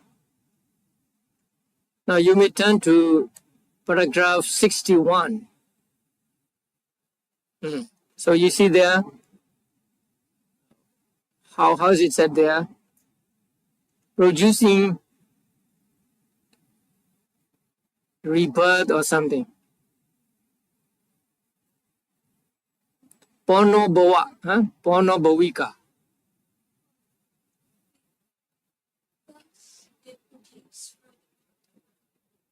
Further becoming? Yeah. So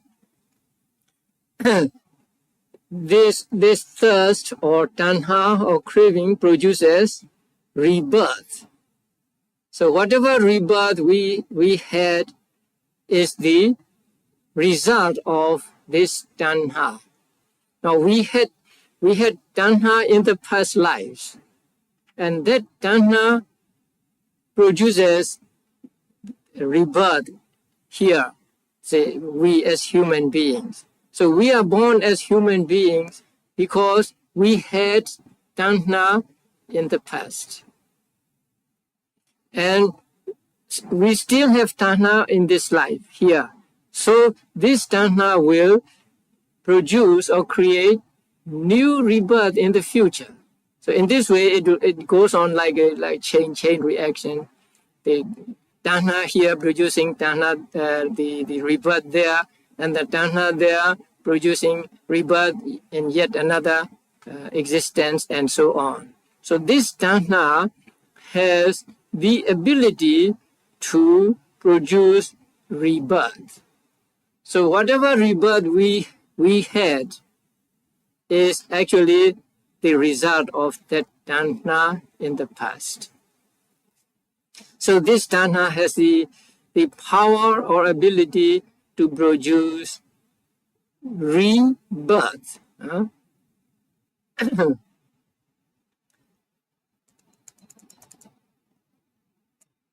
And this tanha is again accompanied by delight or something. In Pali it is called Nandiraga.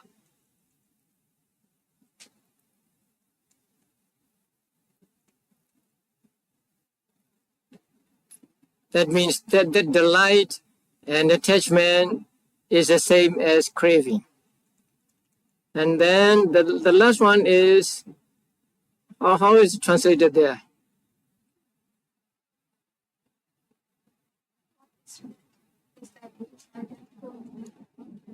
Next one. It's a part of its meaning is which is that. Before that, tatra tatra binandini, taking delight in this or that existence. Servant isn't the personality is generated that there is concern with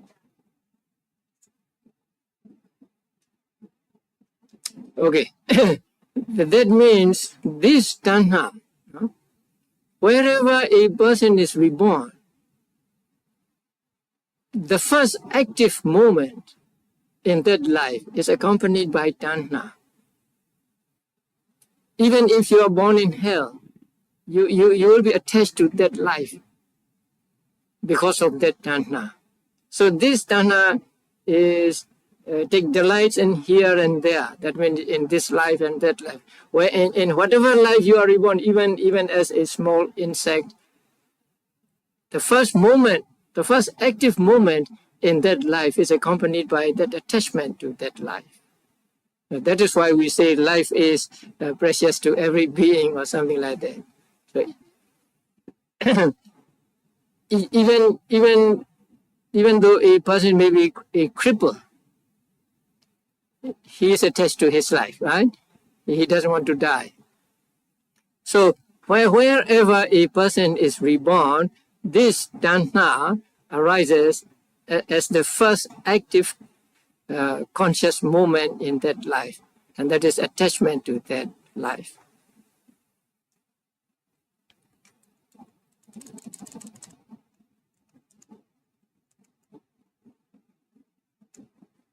And that tanha is said to be of three kinds.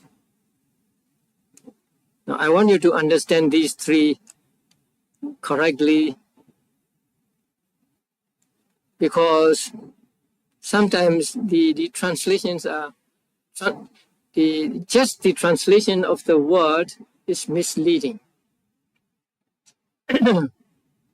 So there are three kinds of tanha. And they are, in Pali, kama tanha, bhava tanha, and vibhava tanha.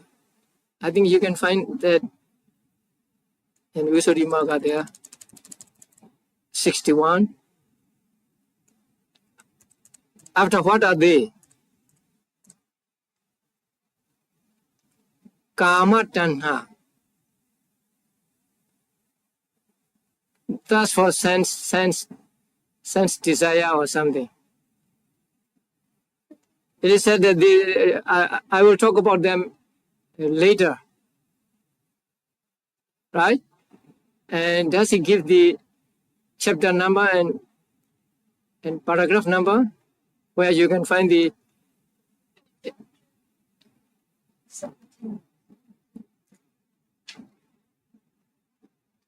So you go to that. Chapter 17 and paragraph number also. Hmm?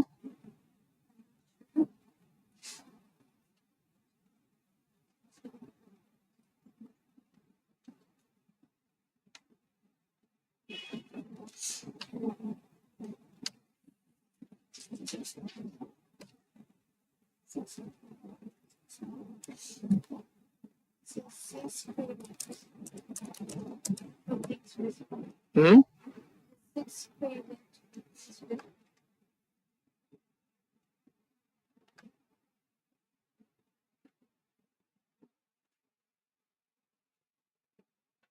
What is the paragraph number? 235? So go to 235.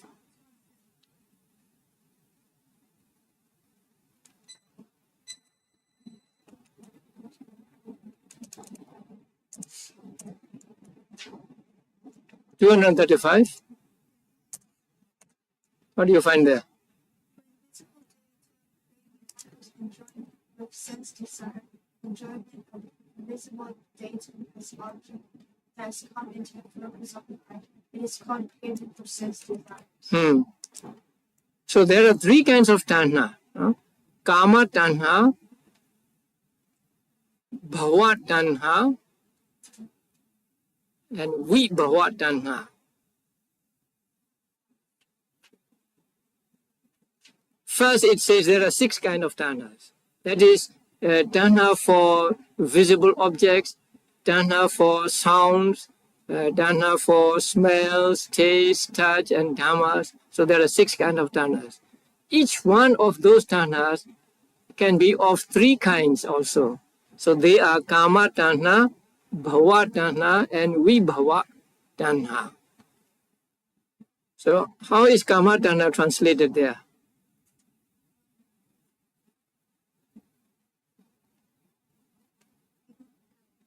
Hmm?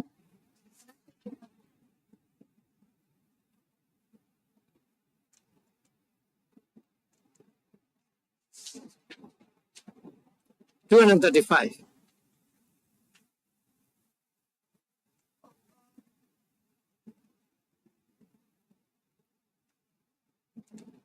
It is called kama tanha when it rises,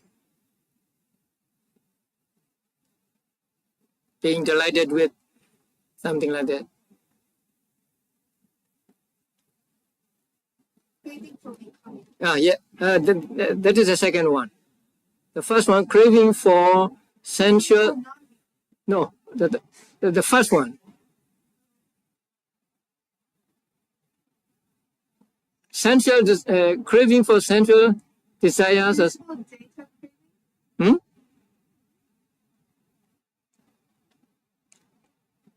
Craving for sense desire. Right. Yeah, that is the one. So that is kama tanha. So craving for sense desire. Actually, craving for sense objects. Now, the objects are all called sense objects because they can be seen, they can be heard, they can be smelled, and so on. So everything we see, we experience in the world, we can call objects of senses. The object of the eye, object of the ear, and so on. And craving for those objects is called kama tanha. Now you want a new house, right? That is kama tanha. You want a new car, that is kama tanha, and so on. Because it is craving for the objects of the senses. So you are attached to something, and you are pleased with that attachment. You are pleased with that thing. So that is called kama tanha. And the next one is, that is what I don't like. The translation is one thing and the meaning is another. Now you read further. What does it say?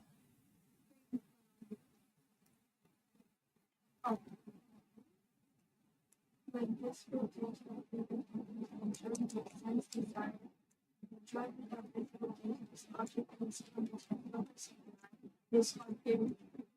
No. Oh. When it is accompanied,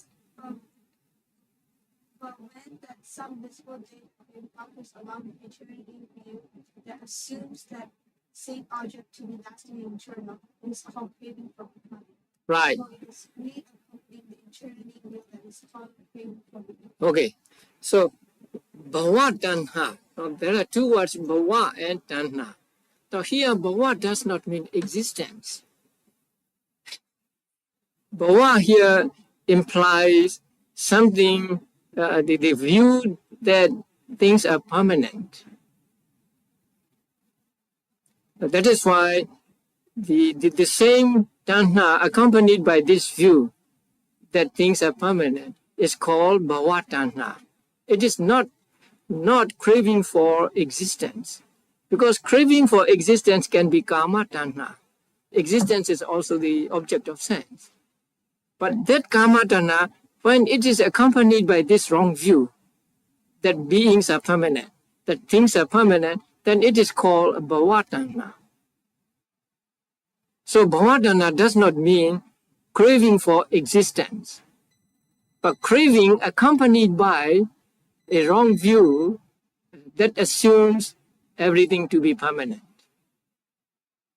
There are views like there is an atta in beings, and this atta is eternal, it is permanent, and so taking that to be permanent is called a wrong view in Buddhism, and the tanha that is accompanied by that wrong view is called bhava tanha.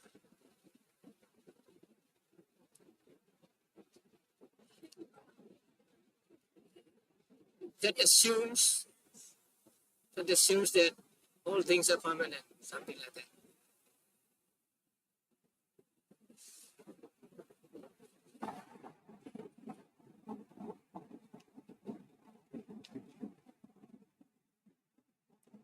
So that tanha is called bhava tanha.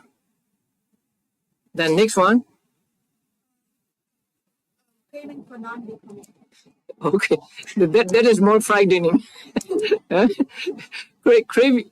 Once I gave a book to a man, and then about a week later he came back and said, in Buddhism, suicide is okay. Buddha allowed suicide. I was surprised. And I asked him, why do you see this? And he said, here, Buddha taught that craving for annihilation. So craving for annihilation means craving for suicide. So it is okay, he said. So here, vibhava tanha means not craving for non-existence. It is the same as the second one. Craving that is accompanied by a wrong view that things are annihilated at death. Okay, you read Visuddhimagga.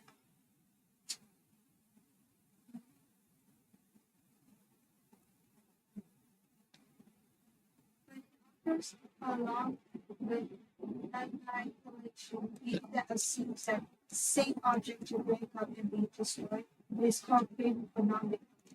Yeah. It is the greed accompanying the annihilation view that is called craving for non-becoming. Yes. Yeah. So the translation is not so good. The explanation is all right. Yeah. The English translation of the word is not so good. So craving accompanied by the wrong view that assumes things to break up and no more, say, yeah, something like that. Now, there are, say, two kinds of views that are called wrong in Buddhism. So one is the eternity view. That means beings are eternal, things are eternal, and so on. And there is another view that takes beings, once they die, and there is no more for them. So when the tanha is accompanied by that wrong view, then it is called bhava tanha or vibhava tanha. So it is not craving for existence, and it is not craving for non-existence, but it is craving that is accompanied by that wrong view, eternity view or annihilation view. So that we must understand clearly. So you cannot go by just the translation. Translations are misleading.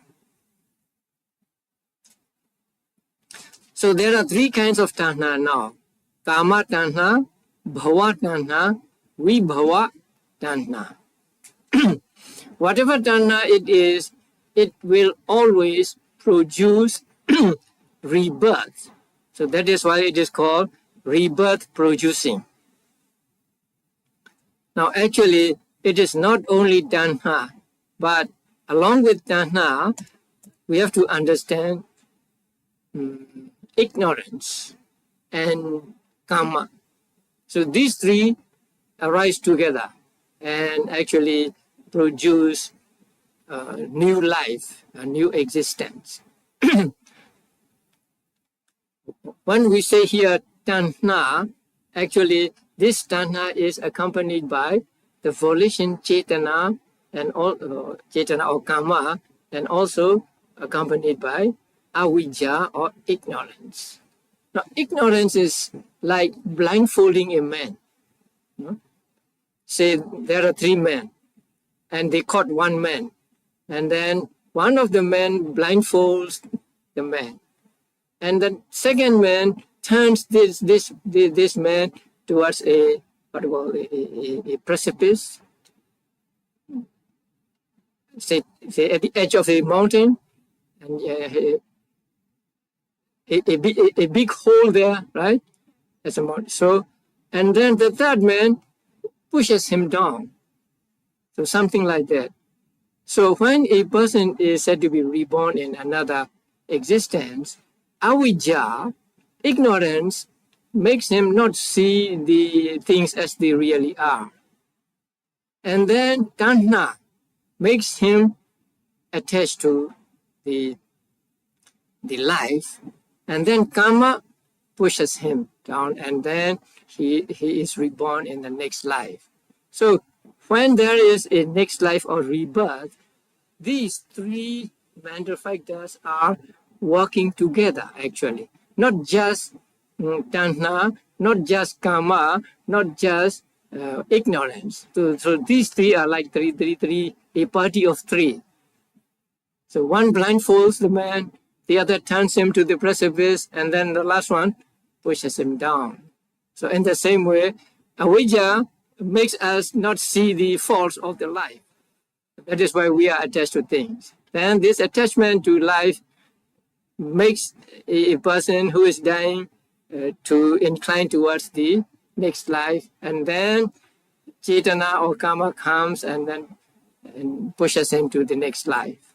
So although tanha is mentioned here as a cause of dukkha, we must understand that it is not only tanha, but also avijja or ignorance and karma are involved.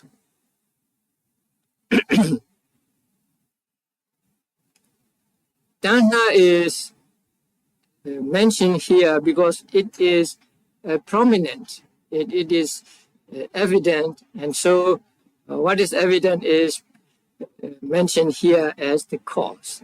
And also, when tanha arises, according to Abhidhamma, the cetana also arises and avijja also arises. They always arise together. So when one is taken, the others are also taken. When we say tanha, we do not take tanha only, because suppose there are the three things connected with a thread, right? So you pick up one thing, and then the other two also comes with the thread. So in the same way, when we say tanha, we just don't mean tanha only, actually, but tanha along with the ignorance and the karma or cetana. But it is prominent here, and so tanha only is mentioned here as the cause of suffering. Actually, the others are also cause of suffering. Now, tanha is a cause of suffering. How do we know? Tanha, right? This craving or attachment is the cause of suffering. How do we know? Because tanha has the ability to produce fear. I'll give you a very easy example. It cannot be applied to every situation, but I think it is very convincing. No, tanha, attachment. Nowadays, not nowadays, at any time, people are dying, right? In this city, many people will die today, right? And you go to the hospital and you may see many people dying, right? But sometimes you hear people die in an accident, or let's say during the earthquake in Kobe. How many people died? Thousands of people died, right? And how did you feel about them? Sorry. How intense was that sorrow? Not much, right? Okay. If there was someone, what if there was a friend of you among those who died? You may suffer a little more, right? Because your friend was included in those who are dead, right? And what if there is a relative of yours, right? Or what if there is, say, your father, your mother, or for Corona people, your children? How would you feel that time? Much more. Very, very, very sorry for, right? So now we can consider about this. Why is the difference of intensity of sorrow there? If that sorrow caused by the death of the person, or that sorrow is caused by the attachment to that person. It is caused by attachment to that person, not just because the person died, right? Many people are dying every day, and we don't feel almost anything about many people.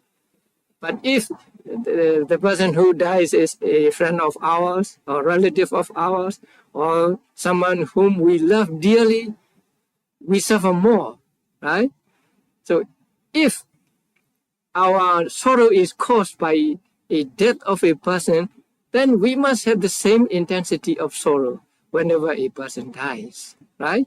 But now we have different levels of different degree of intensity of sorrow. Why? Because of our attachment. If we have much attachment to that person, we have much sorrow. If we have little attachment, we have little sorrow. If we have no attachment, we do not have any sorrow, right? So we can find that our sorrow is actually not caused by the death of the person, but it is caused by our attachment to that person who died. So in this way, we can understand that the real culprit of suffering is our attachment. Now, this is an easy example to understand, although it cannot be applied to everything. Okay, the other thing.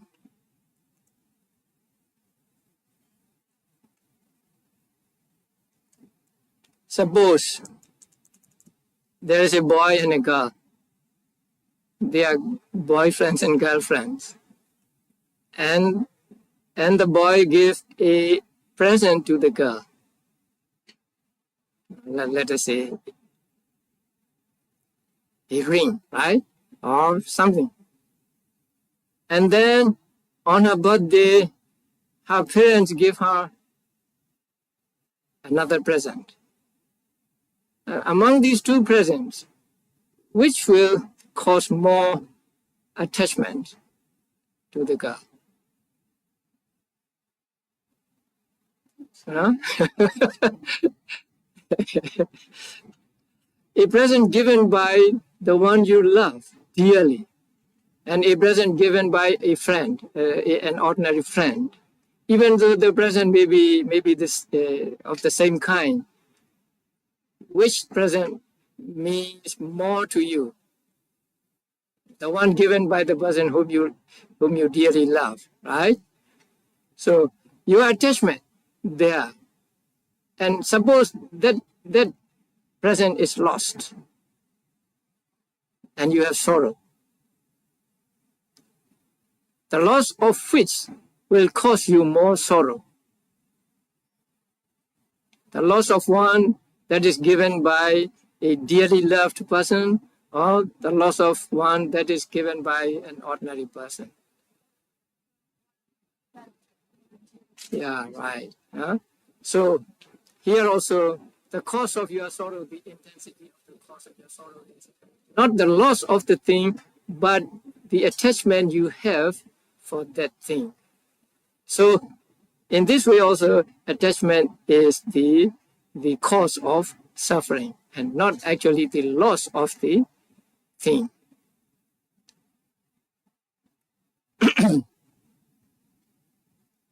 And now, about this life and past life. Now, Buddha said that the cause of suffering or cause of this life is tanha or attachment. Now, mind has great power. You cannot see the mind. Huh? Mind has no body, right? Mind has no substance. But it has great power. Do you realize that? Huh? Mind has great power. Suppose this hand, right? This hand is matter. So it is heavy, heavier than mind, right? We cannot say mind is light or whatever, but we cannot measure the mind. But this hand is a heavy one, right? And I put it down here. If I don't want to move, it will not move. But when I want to move, it moves, right? So the movement is caused by my mind or my desire. If I don't have any desire to move, it will stay put, right? It will not move. So you see, mind has this power, even to move the material thing here.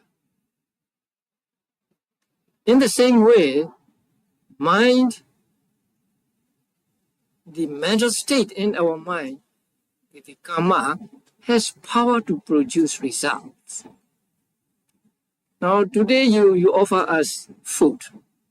So when you offer us food, your intention is for us to eat, right? You want us to eat. You want us to be satisfied.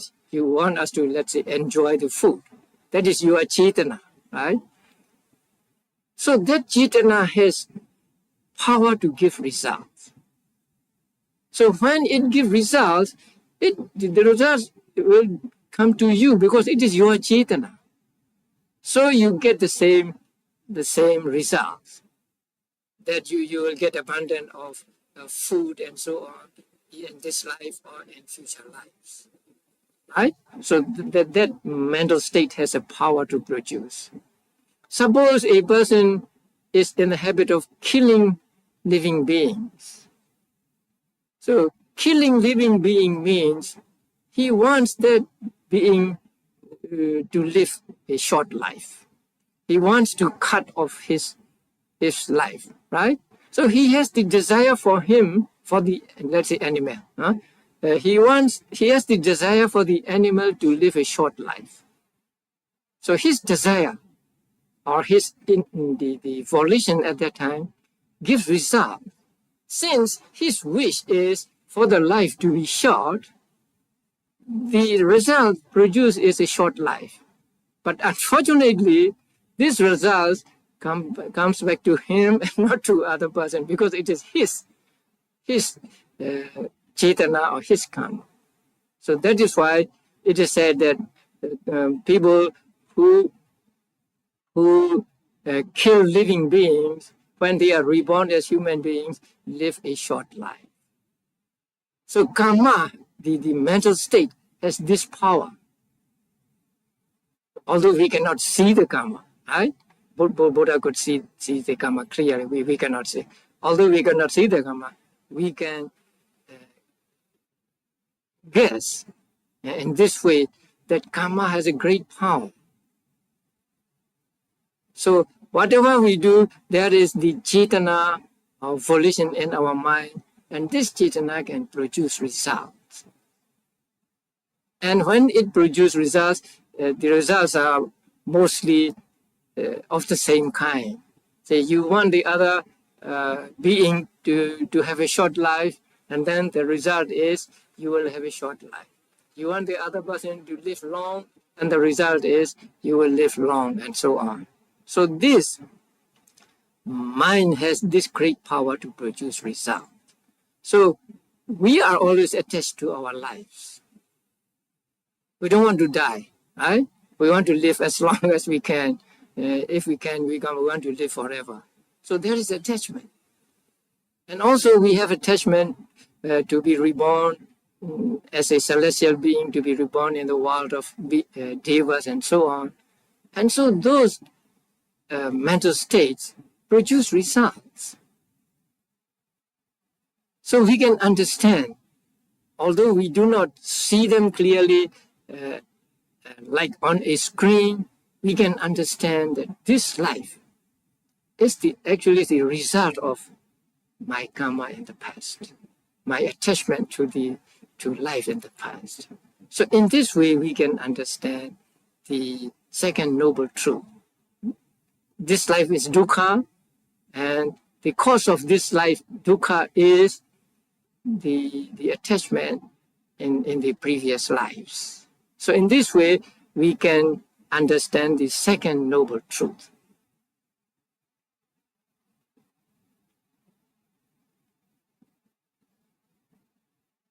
So this life is dukkha. Yeah, this life is dukkha, right? And the cause of this life is attachment in previous attachment we experienced in previous lives, not attachment for previous lives, right? Attachment that arose in previous lives. So in this way, we understand the second noble truth, the noble truth of the origin of suffering.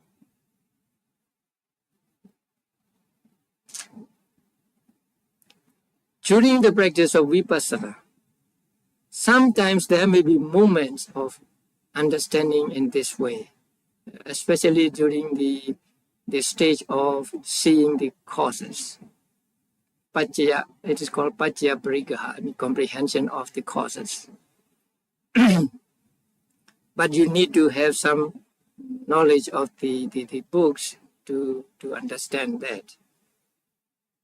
Now, when you make notes of the objects, you can come to the understanding that because there is an object, there is a noting. If there is no object, there is no noting. Now, suppose you have a wandering mind, and then you are making notes as wandering, and then wandering disappears. The moment wandering disappears, the noting mind also disappears. Now there is no noting mind, noting of the wandering. There's another mind noting another thing. So you see the cause-effect relationship between these objects and your mind. Because you want to move, there is moving, right? So the moving of the hand comes about because there is the mind to move. So because if I have no desire to move, there will be no movement. So this connection as cause and effect you see through practice of vipassana meditation. And then you may contemplate as just as everything has a cause. There is nothing that arises without a cause. So just as everything has a cause, my life, this life must have a cause. And that could be none other than the attachment that I had in the previous lives. So in this way, you can see or you can understand the second noble truth while practicing vipassana meditation. Not as clearly as Buddha saw it, but still we can understand this. So this is the second noble truth. And the second noble truth is the noble truth of the origin of suffering. So in order to get rid of suffering, we must get rid of this attachment. We must get rid of the cause. So long as we are unable to cut the cause, there will always be the effects or results. So if we don't want the results, we must cut the cause. So cutting the cause is more important than cutting the results. You may pick the mangoes, every mango on the tree, but so long as the tree is not destroyed, so long as the roots are not destroyed, it will be producing mangoes again and again. So if you don't want the mangoes, then you have to treat the tree, you have to treat the roots with some chemical so that it loses its ability to produce fruits. So in the same way, if we do not want the fruits as dukkha here, then we have to act upon the cause of this dukkha, which is attachment. So we have to get rid of attachment in order to get rid of dukkha, which is the effect of the attachment.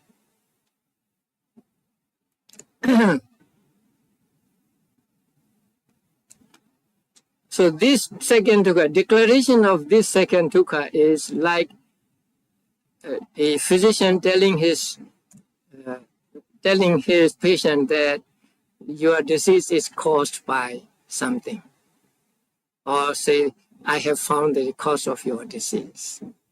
So once the disease is found, then it is possible to treat the disease or to cure the disease. So finding the cause of this disease, finding the cause of the dukkha as craving is actually a revolutionary idea in the history of religions. So no religion has ever pointed out that craving is a cause of suffering. So whenever they try to find the cause, they ended with the creation of the Brahma or the God. So only Buddha taught us that it is not the creation, but just this attachment to sensual things and so on, that is the real cause of suffering.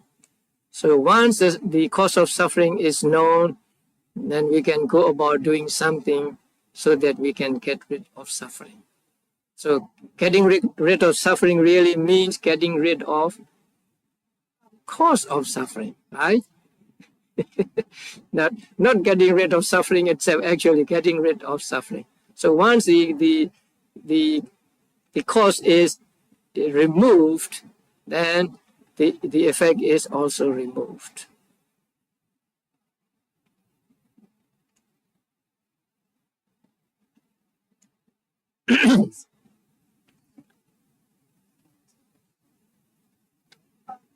You said that even if you are reborn in hell, Mm. you're attached to your life. Yes. But if you're in hell suffering, wouldn't you want to die quick, say you go to your next life?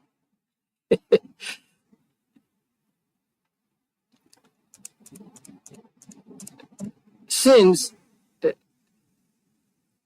life is dear to people, not dear to beings, it may be difficult to, because even if he dies from hell, actually he doesn't know where he is going to be reborn.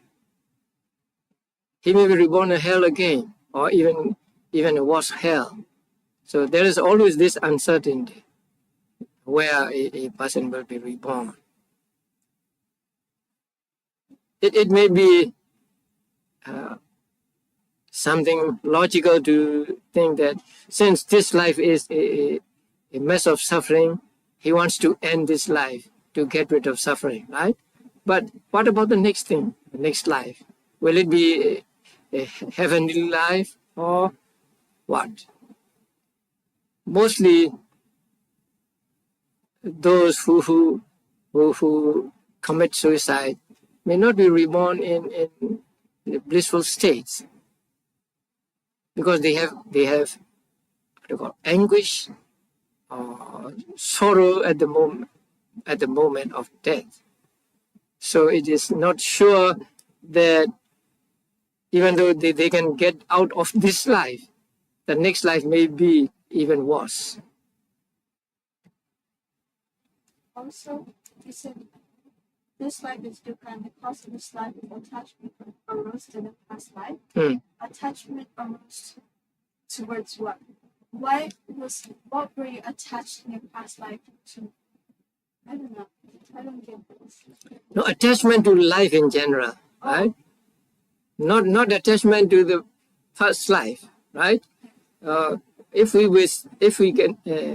we have to say, we will say attachment for future lives, or just attachment to life.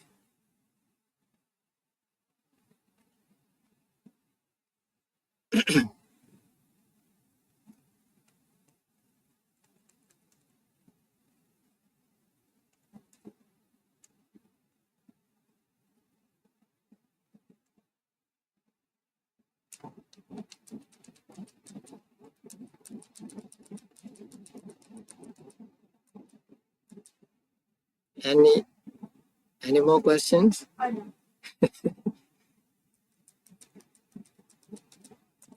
You have to remember what you learned today, right? And you can talk with your mother.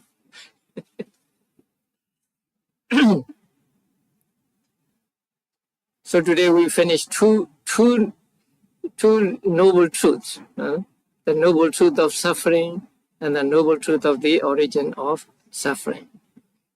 So tomorrow we will go through the other two noble truths.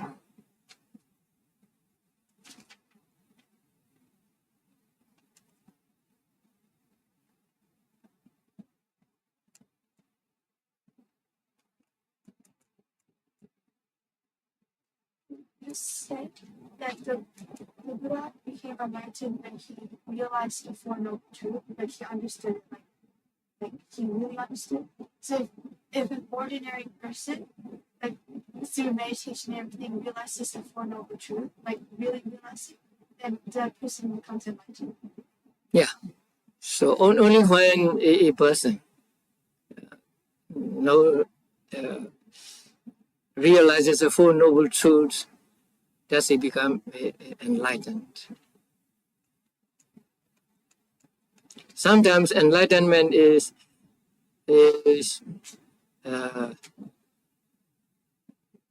described as seeing the Four Noble Truths. So seeing the Four Noble Truths means not just thinking about the Four Noble Truths, not just reading or not just listening to a talk, but experiencing the Four Noble Truths through your practice. Sometimes people have the wrong belief that once they know about the Four Noble Truths, they have seen the Four Noble Truths. And there are many people who say we can become a Sotapanna in just one morning, right? So I can teach you the Four Noble Truths in just 1 hour, and then you say, oh, I know, I have seen Four Noble Truths. But that is, as I said before, it is not your own knowledge, it is a borrowed knowledge. So that is not what is meant. So they should be seen by yourself or realized by yourself through your own experience or through practice.